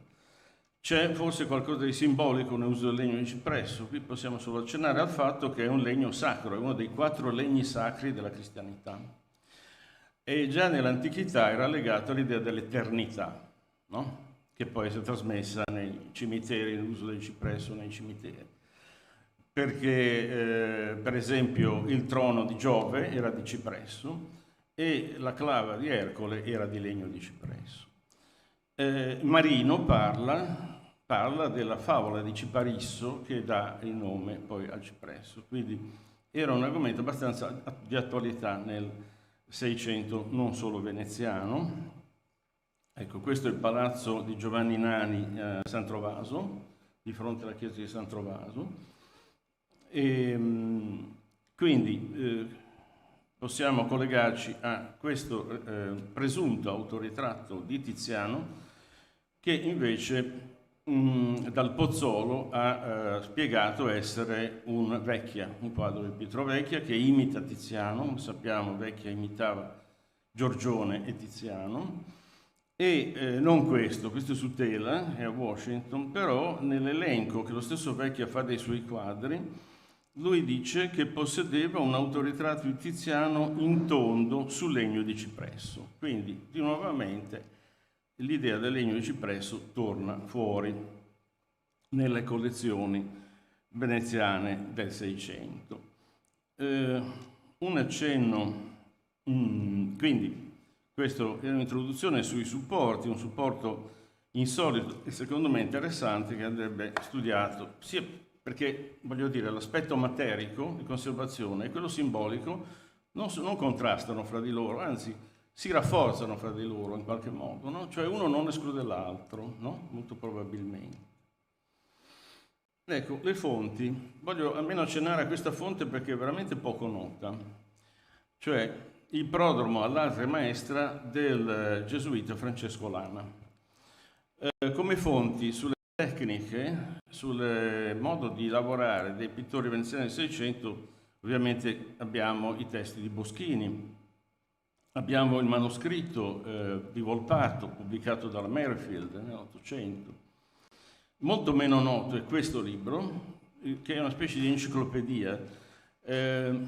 Padre Lana, bresciano, lo scrive nel 1670, è stato a lungo a Roma, è stato allievo di Kircher. Quindi interesse per le scienze elevatissimo, no? Di Athanasius Kircher. Ho messo quell'illustrazione a destra perché è una curiosità, perché padre Lana ha un suo posto nella storia dell'aeronautica, perché è stato il primo a proporre di volare attraverso il più leggero dell'aria, no? Non ci è riuscito, sono solo sperimentazioni teoriche, però ha un suo curioso posto nella storia della scienza aeronautica. Il testo che fu pubblicato, commentato da Gianni Carlo Sciolla nell'87 e poi gli ho dedicato un saggio negli atti in onore di Sciolla, è molto interessante perché parla del modo di dipingere degli artisti della sua epoca e si capisce che li aveva conosciuti, praticati personalmente, no? Scusate. Sulle preparazioni Lana dice che la migliore preparazione secondo lui è fatta di terra d'ombra, poca bianca e poca terra rossa, quindi un colore marrone rossiccio. Volpato invece dice di usare argilla di tipo caolino, quindi argilla bianca, terra rossa e poca terra d'ombra. Detto fra di noi, Baldinucci nel 1681 sconsiglia invece nettamente la terra d'ombra perché è troppo siccativa e fa cattiva figura nei quadri, li scurisce. Invece molti artisti l'hanno usata nel 600. È noto, no, l'atteggiamento di Zanetti e Lanzi sui tenebrosi e dal punto di vista tecnico denunciano entrambi il fatto che usavano preparazioni tristissime, preparazioni scurissime e oleose, con anche riprese dopo un po' a base di passaggi di olio di lino cotto con sale di piombo, estremamente essiccativo.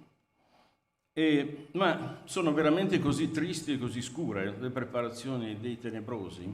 Questo vogliamo chiederci. O invece non ci sono altri fattori che hanno contribuito all'oscurimento dei loro quadri? Per esempio l'uso del bitume, l'uso di oli eccessivamente essicativi, come abbiamo visto, cioè oli con sali di piombo sciolti dentro.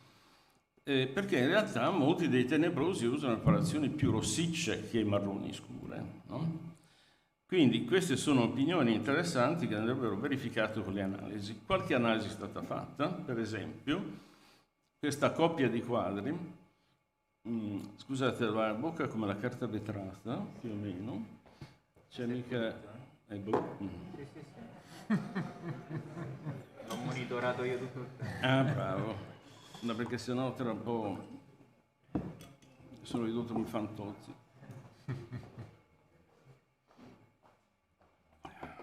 Scusate.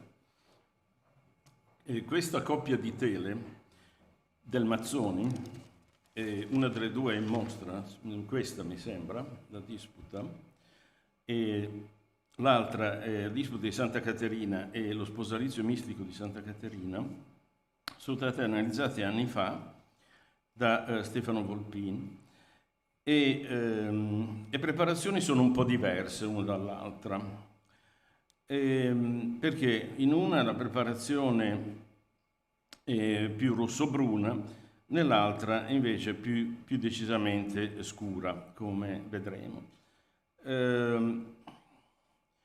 Queste ci servono anche a introdurre un tema, ecco questa è l'altra, del matrimonio mistico di Santa Caterina, e un tema molto importante, e cioè chi preparava le tele, i pittori, gli assistenti o degli specialisti. Alla fine del Cinquecento troviamo in Toscana già documenti che ci dicono che le tele erano preparate dagli imprimitori o mesticatori, a Venezia imprimidori, cioè degli artigiani che facevano solo quello, vendevano rotoli a metro di tele preparate, già spalmate di preparazione. Qui sorgono tutta una serie di domande che io butto lì, ma non posso certo risolvere adesso. Gli artisti avevano possibilità di scegliere, cioè facevano fare preparazioni su misura o no. Io ho trovato un documento, cioè non l'ho trovato io, insomma, l'ho trovato scritto, a Roma nel 600, in cui c'è un imprimitore romano che per due pittori diversi, adesso non mi ricordo quali erano, per uno fa una preparazione grigia e un altro una preparazione rossa. Quindi c'era la possibilità di scegliere, ma dobbiamo saperne molto di più. Io me ne occupo da tempo e continuerò a occuparmene. Sappiamo, ho scritto recentemente per gli atti in onore di Rosanna Cioffi, usciti la settimana scorsa, proprio un saggio sugli imprimitori napoletani, di cui si sanno anche i nomi, perché prima ha parlato di Solimena, no? I due giovani studiosi, si sa chi erano gli imprimitori di Solimena, cioè nome e cognome e che opere gli hanno preparato, ci sono i documenti, no? A Venezia Tiepolo aveva Bernardo Concolo, cioè anche qui nome e cognome precisi del fornitore.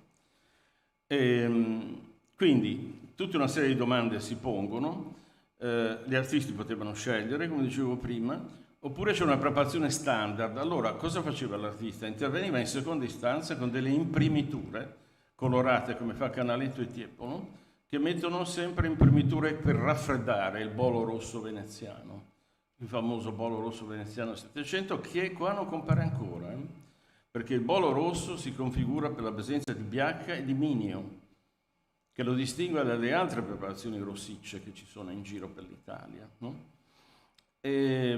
Quindi, compito del pittore era il secondo strato allora, cioè mettere un'imprimitura, a seconda dei casi, fredda o calda, per preparare il dipinto alla fine come voleva lui. La domanda è: ma perché facevano questo? Allora, se volevano un'imprimitura, perché non se la facevano loro? No? E invece era diventato evidentemente così diffuso, così comodo affidarsi a questi specialisti, che per esempio Temanza dice che il Vecchia si faceva fare le preparazioni dei suoi allievi e si fidava solo di quelle, però è marcato, vuol dire che era un'eccezione. Così anche il Canini a Roma dice che ci metteva poca biacca, gli imprimitori romani, e se le faceva lui personalmente, perché la biacca e il mignio stabilizzano e rendono le preparazioni insensibili all'umidità. Invece queste preparazioni solo di terre sono molto sensibili all'umidità, come i restauratori sanno. Chi in sala è un restauratore sa che queste preparazioni reagiscono di fronte alle foderature, per esempio, perché c'è un apporto di acqua nella foderatura, quelle fatte tradizionalmente con colla di pasta. No? Quindi queste sono le microsezioni preparate da Volpin, e vediamo che le due preparazioni sono diverse, no? Cioè la disputa è più rossa, la sposalizio invece è più marrone, rossiccia. No? Cosa curiosa, nella prima c'è, oltre a ocre a base di ferro, c'è una certa quantità non trascurabile di solfato di bario. Il solfato di bario è stato usato soprattutto dalla fine del Settecento in avanti come bianco, ma nel Seicento a Parigi tutti gli imprimitori, non si sa perché, mescolavano solfato di bario alle terre rosse. Probabilmente un certo giacimento, non era una scelta loro, era un giacimento di ocre ricco di bario. E però curiosamente questo si trova anche a Venezia. Ecco, questo è ancora Mazzoni, in un'opera che è in un paesino vicino a Trento, si chiama Daone, la Vergine del Rosario, dove traspare, in molti casi si vede bene, negli incarnati, nelle nuvole, eccetera, una preparazione dichiaratamente rossa. Non ci sono qui prelievi, però si vede c'è una preparazione nettamente rossiccia.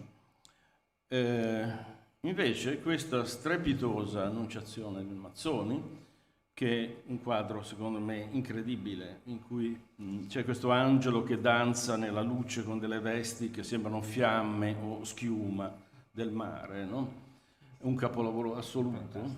Sì, fantastico. È stato analizzato da Enrico Fiorin durante una tesi qui a Venezia di una studentessa che si chiama Carraro, e hanno trovato una preparazione ancora leggermente diversa rispetto alle altre due del Mazzoni che sono in galleria.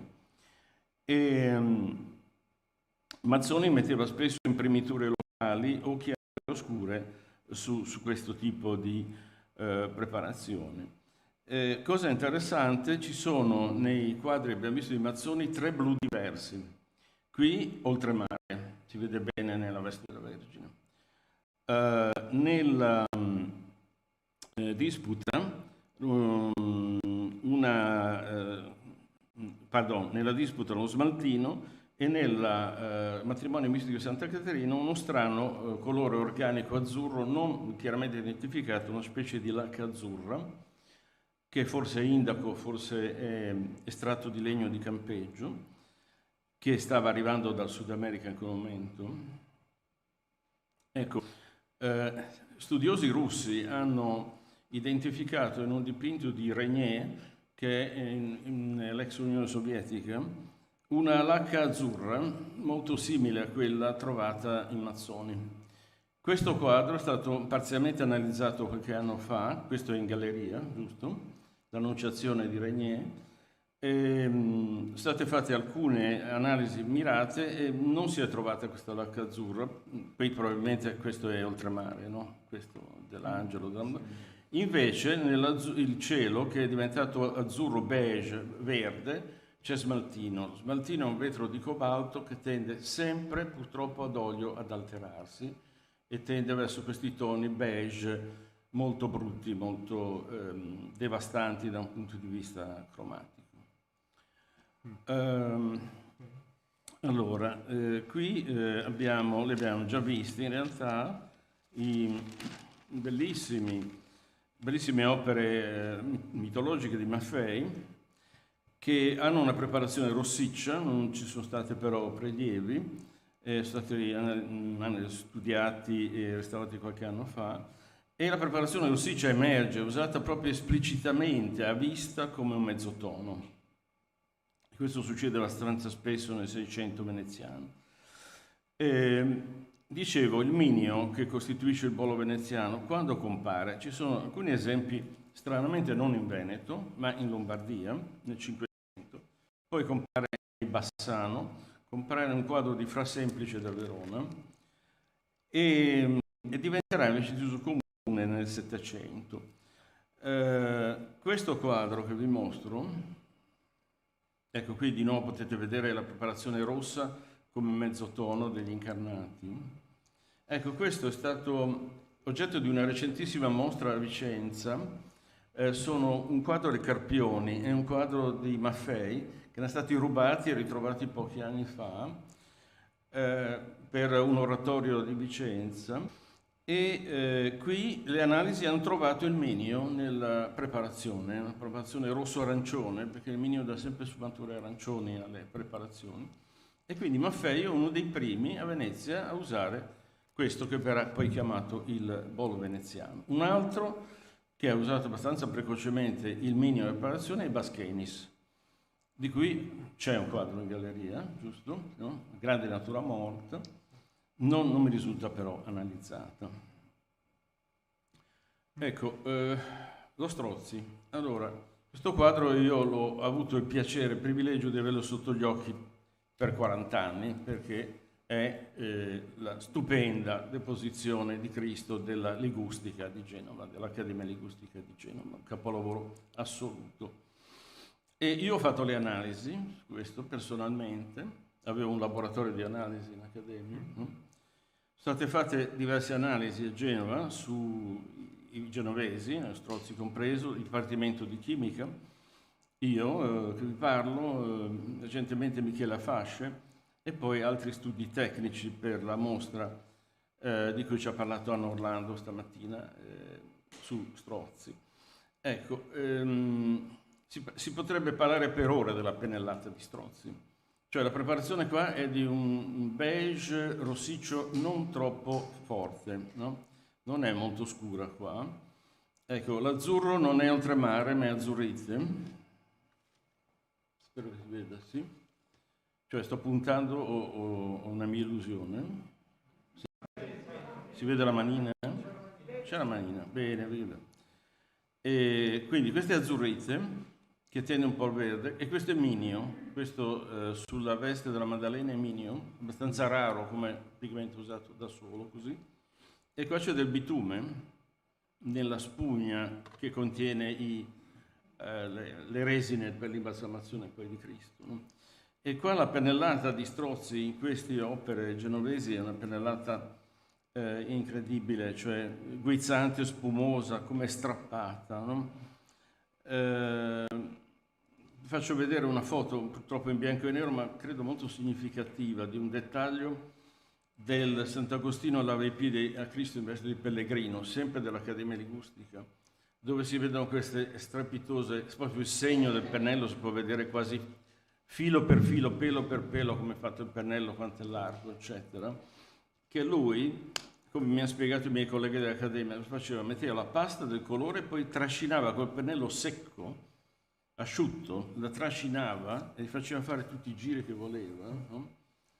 Partendo da una pasta di colore che si piegava volentieri alle esigenze di Strozzi, no? Quindi, queste sono cose che servono molto, le macrofotografie delle pennellate, no? Ecco, questa invece è una grandissima opera, purtroppo invisibile, direi, San Benedetto, chiesa chiusa da anni, è uno scandalo, posso dirlo, è uno scandalo. Ci sono dei capolavori eccezionali in San Benedetto, no? E questo San Sebastiano, istituito dalle ragazze, dalle donne, è gli Strozzi, e tra l'altro qui sono state fatte un po' di indagini, si sono accorti che ha usato bitume, ha fatto una specie di imprimitura più che posto in primitura un sottomodellato bituminoso che ha spaccato il colore, vedete? Si vede nella testa della donna e nell'addome del santo che è slittato, no? Il colore è slittato sopra il bitume e fa questo bruttissimo effetto. Secondo me lui cambia a Venezia le pennellate, cioè mentre nella fase genovese le pennellate sono, avete visto, morbide, fluide, guizzanti, qui sono un po' più, come posso dire, posate, no? Sono meno fluide, meno guizzanti, dipende anche dal formato, questo è un dettaglio poi vedremo di là, no? Del Parabola convitata a nozze, dove era un quadro gigantesco e si vedeva a notevole distanza, quindi le pennellate forse sono più costruite quasi come una pittura murale, no? In qualche modo. Ecco, una cosa interessante che volevo almeno accennare è che Padre Lana è uno dei pochi, ancora più di Boschini e di Volpato, che parla del modo di pennelleggiare. Cioè lui dice che ci sono 3 modi di pennelleggiare, di dipingere. Unire, cioè mettere i colori e dolcemente sfumarli. Tratteggiare, cioè mettere filamenti che senza sfumarli, filamenti di colore uno accostato all'altro, che devono essere visti da una certa distanza. Questo fa venire cos'è? Divisionismo, no? In qualche modo, e che hanno un giusto tono solo a una certa distanza, e dice così lavorava il Ricchi, e lo Zanetti aggiunge così lavorava anche Celesti, con questi filamenti di colore che non si uniscono. E il terzo è a botte o colpi, no? Cioè colpi di pennello che spesso lasciano visibile appositamente la preparazione. È quello che Boschini tanto apprezzava, no? Il bottizzar, gli spegazzi, gli sfregazzi, che secondo lui erano la gioia del colore della pittura veneziana, no? Questo poi bisogna andare a vedere quadro per quadro se ci sono queste cose. Questi non sono botte, non sono sfregazzi, secondo me. È un colore più posato, no? Ecco, questo è un dettaglio del San Gerolamo. E c'è, anche qui non mi sembrano colpi, però c'è una pennellata molto qua sulla fronte, no? C'è questa pasta di nuovo lavorata probabilmente con un pennello secco, e poi filamenti di colore nei capelli, questi sì ci sono. Questo, ripeto, è un modo che dovrebbe essere più esteso. Vedete anche qui, in quest'altro Strozzi, come la pasta del colore sia meno movimentata che rispetto a Genova, però per esempio c'è questa cosa caratteristica del colletto bianco. Lui cosa fa? Prende di nuovo il bianco e poi col pennello asciutto lo stira e si forma una crestina, si forma una cresta di colore sul bordo dove il pennello ha, no?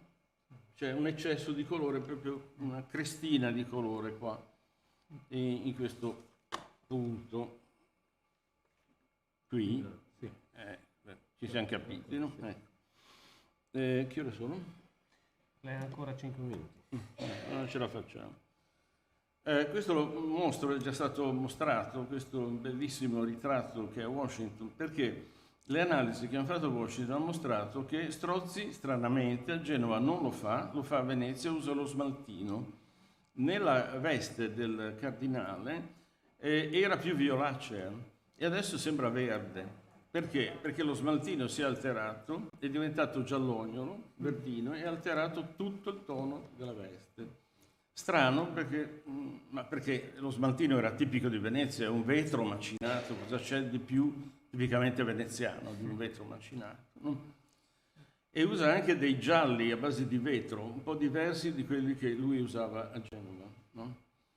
E probabilmente ha usato anche degli smalti verdi, cioè vetro colorato non dal cobalto ma dal ferro, di cui Vasari parla, ma nessuno quasi ha mai trovato. L'unico caso l'hanno trovato in un tintoretto finora, uno solo.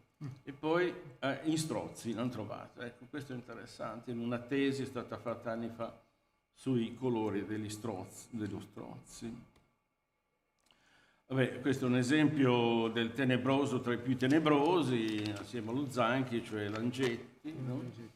Anche qui la preparazione, che è più rossiccia di nuovo che marrone scura, e che qui c'è da chiedersi che cosa e se mai è successo per questo scurimento. Come dicevo prima, ci sono vari fattori non possibili. Ecco, volevo chiudere con un accenno a un foresto, a Luca Giordano, no? Un ospite d'eccezione, perché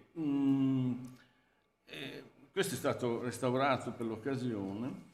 Io l'ho scritto in questo saggio in onore di Rosanna Cioffi. Mi sono soffermato sul fatto che De Domenici, grande scrittore, no, della storia della pittura napoletana, dice che Luca Giordano usava 2 tipi di preparazione.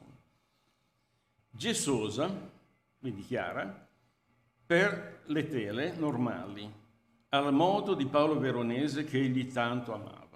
Così dice, no? Quindi una preparazione veneziana a Napoli, no? E l'hanno trovata, perché Giordano è molto analizzato. Per esempio al Prado ha analizzato tutti i Giordano che c'hanno, no? In Italia un pochino meno, comunque si sono trovate preparazioni chiare sotto molti Giordano. E poi la cosa interessante dice che usava preparazioni più scure, oleose, su tele di cotone. Attenzione. Questa è un'altra cosa strana, perché il cotone non è mai citato da nessun trattato, mai. Eppure l'hanno usato. Ci sono diversi casi di tele di cotone stati riconosciuti nel 600-700, probabilmente anche Caravaggio ha usato il cotone. Ma anche Luca Giordano l'ha usato? Sì, l'hanno usato qui. L'adorazione dei pastori, dei Santi Apostoli di Napoli, è su cotone. Il cotone è anche grande, 3 metri per 2, senza cuciture, quindi una tela fatta in un telaio apposta. Il cotone non è buono come il lino, detto fra di noi, però nel sud d'Italia si trovava perché veniva dall'Africa facilmente, no? Quindi questa interessante distinzione, gesso sulla tela di lino e ocre sulla tela di cotone. Qua per esempio sappiamo che è cotone, ma non sappiamo come l'imprimitura, non l'hanno analizzato.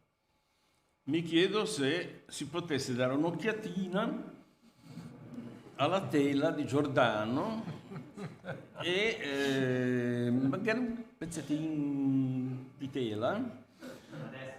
Adesso, sì, tra poco. Un paio di forbicine. Se mi date un microscopio, io in 2 secondi vi dico se è cotone o lino. Grazie.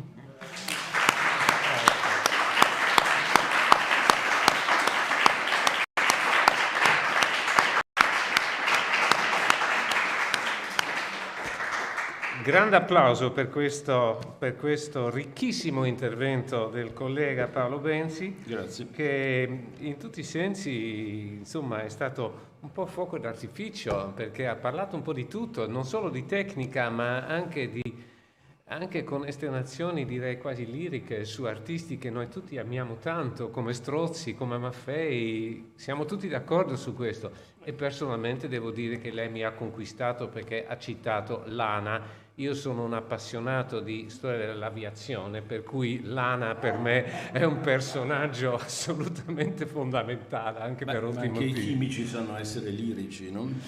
Esattamente, si nota. Bene, allora abbiamo avuto la relazione di Arianna Candiago e appunto quest'ultimo di Paolo Benzi. Ci concediamo un paio di minuti per fare qualche discussione, un po' di domanda. Ecco qua. Vieni qua, o magari fatti...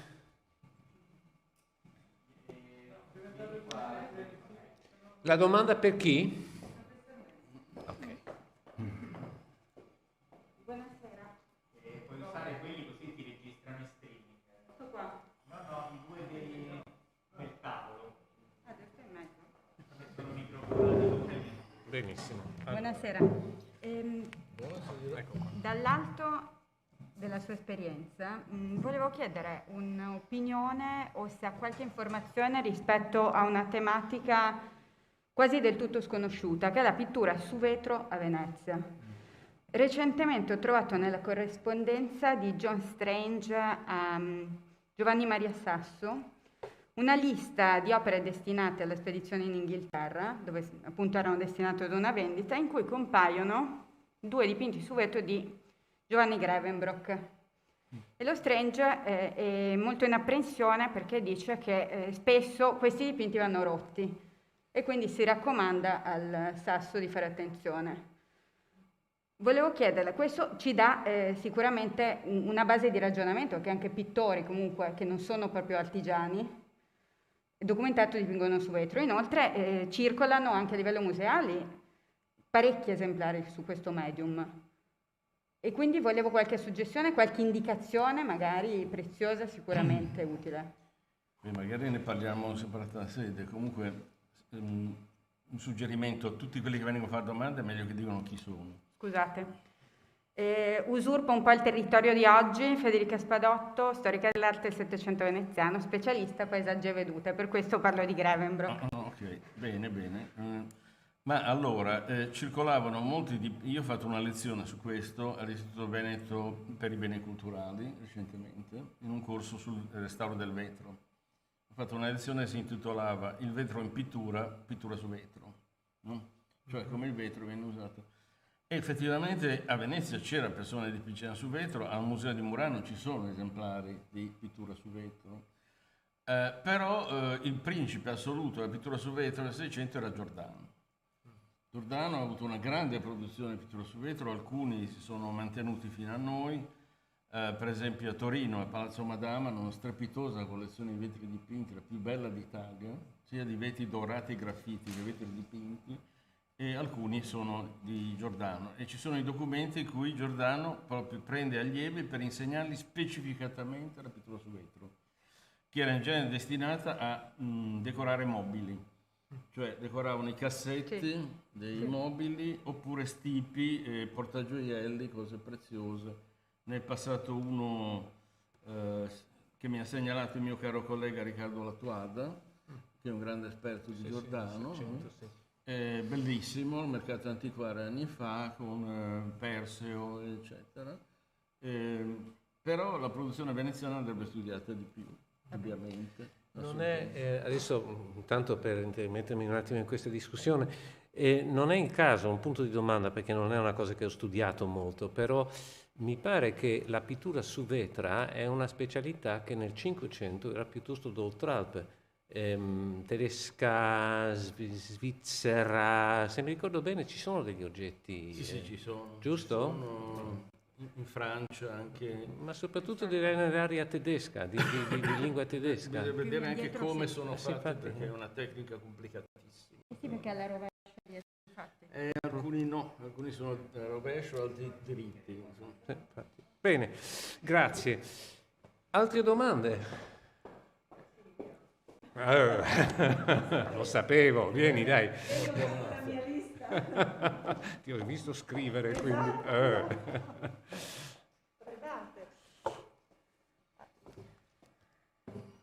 Raffaella. Allora, io vorrei Paolo Bensi, me lo vorrei portare a casa e... Sì, perché... Va bene. Tanto io sono piccolo, sto dappertutto. Esatto.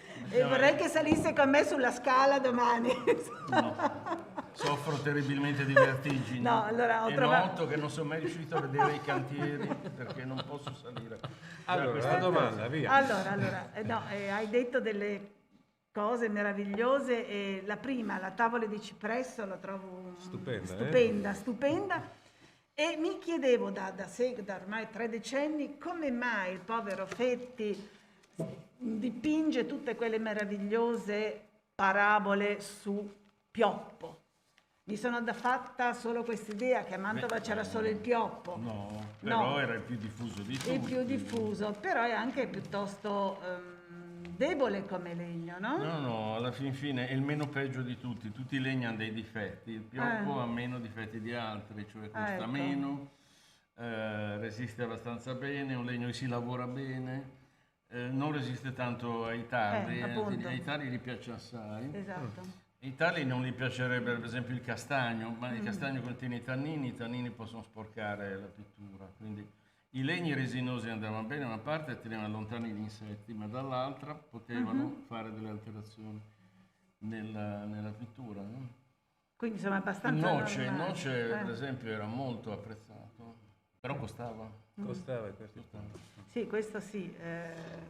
Appunto mi chiedevo una cosa così sofisticata nel camerino di Ferdinando Gonzaga, perché a lui diano il pioppo quando sta dentro un camerino dove evidentemente è tutto incassato dentro un rivestimento di legno, ma mi hai già risposto su questo, grazie. Ti Ancora ringrazio. una domanda, Sì, ancora una, ne ho un'altra. No, un'altra cosa che ti volevo dire è questa, che su Bologna probabilmente tu sai già, ma ci sono delle informazioni per quanto riguarda le teleimprimite.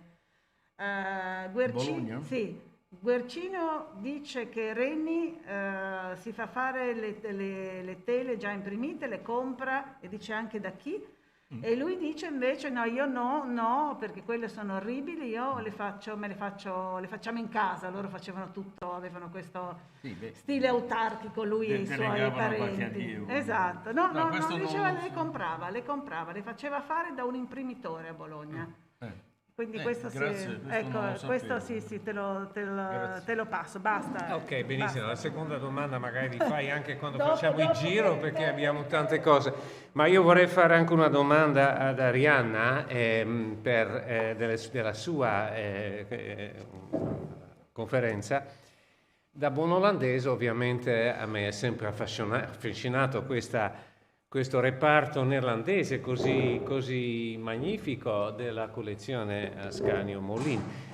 Tu hai trovato qualche indicazione, tu hai parlato molto di contesti, della cultura sua, della famiglia, eccetera, ma perché mai questo interesse proprio per pittura neerlandese praticamente di 3 secoli, no? Perché non è solo legato a un certo momento della pittura neerlandese, ma la pittura neerlandese in toto. Hai qualche idea, qualche informazione di più? Allora, diciamo che documenti non ne ho trovati. La fonte principale di informazioni riguardo diciamo, i gusti della famiglia Molin deriva sostanzialmente dagli epistolari, che sono molto corposi. Il problema è che la maggior parte degli epistolari sono focalizzati sulla parte delle antichità, quindi le informazioni che sono contenute relative ai dipinti sono veramente molto molto scarse. Sicuramente è legato al fatto che io non abbia ancora trovato i nomi delle persone a cui lui si affidava nell'acquistare i dipinti, perché se mi è stato possibile ricostruire in maniera molto capillare la rete antiquaria, sarebbe di grande aiuto per rispondere a questa domanda. Ma tu hai detto anche che lui aveva una biblioteca, come sappiamo, molto, molto buona, molto grande. Magari aveva le fonti famose olandesi, tipo Van Mander, Houbraken, punto di domanda? Potrebbe essere. È così o no? O non lo sai? Non lo so. La biblioteca comunque è stata donata come legato alla Biblioteca Marciana, quindi si potrebbe anche facilmente fare un controllare. Mi approfondimento sembra una in questo cosa senso. interessante, perché è un Grazie episodio dello che è spunto. ancora un po' in ombra, direi. Sì. Grazie dello spunto. Grazie. Bene, ci sono altre domande ancora? Dai, vieni. Linda, dai. No, qui davanti, altrimenti nessuno sente nulla. No, intanto la ringrazio per appunto il suo contributo. Dunque, in merito però anche alla questione che ha sollevato Bernard Eikeman, no?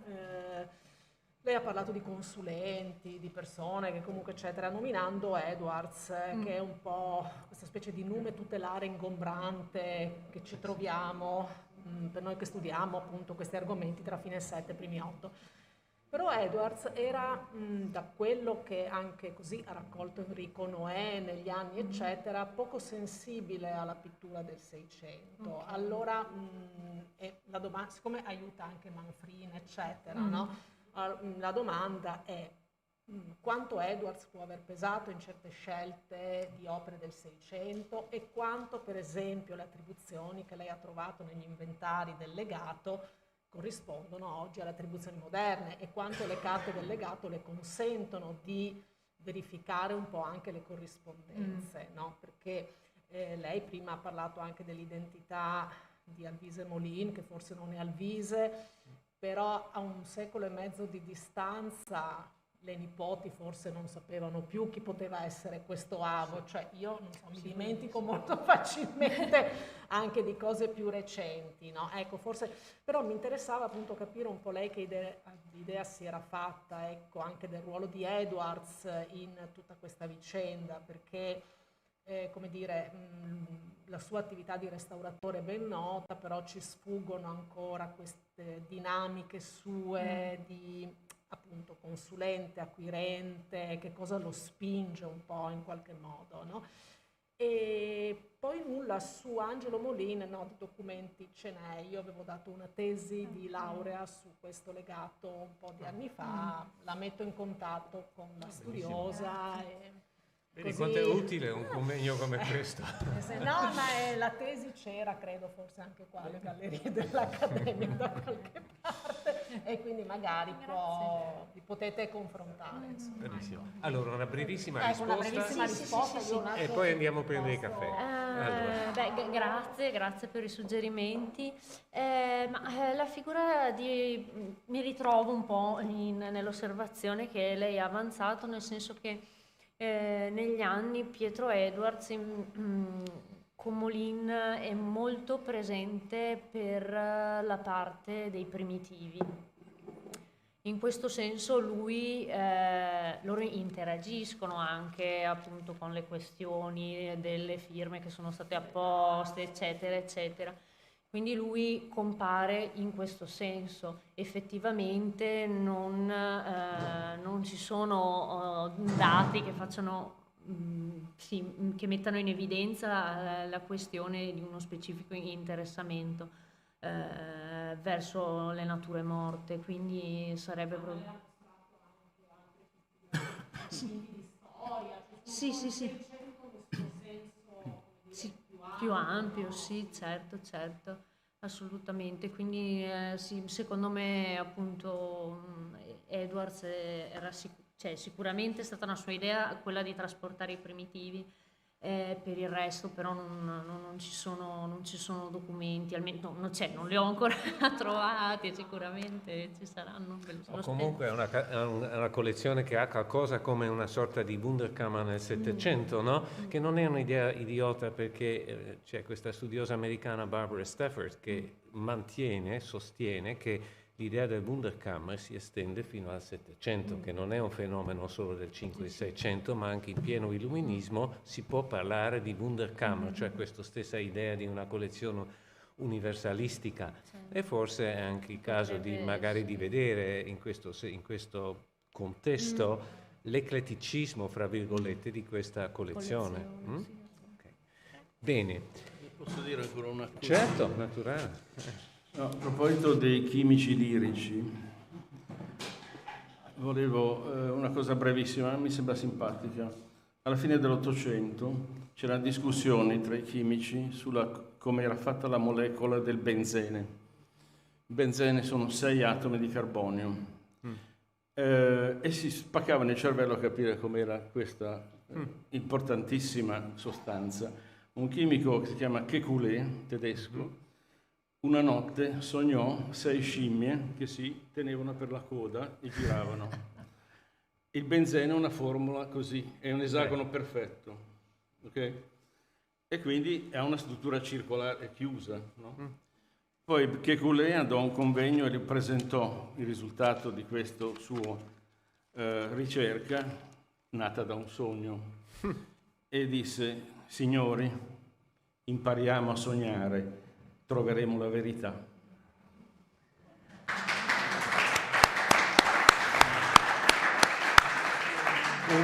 Una frase perfetta per chiudere questa giornata, meglio di così non poteva andare. Andiamo a bere qualcosa. La tenuta perfetta. Scusi. Vi do anche chi ha piacere chiaramente a partecipare alla tavola rotonda. Noi continuiamo a fare un giro nel salone 5 dopo il caffè, quindi continuiamo e ci salutiamo poi lì definitivamente.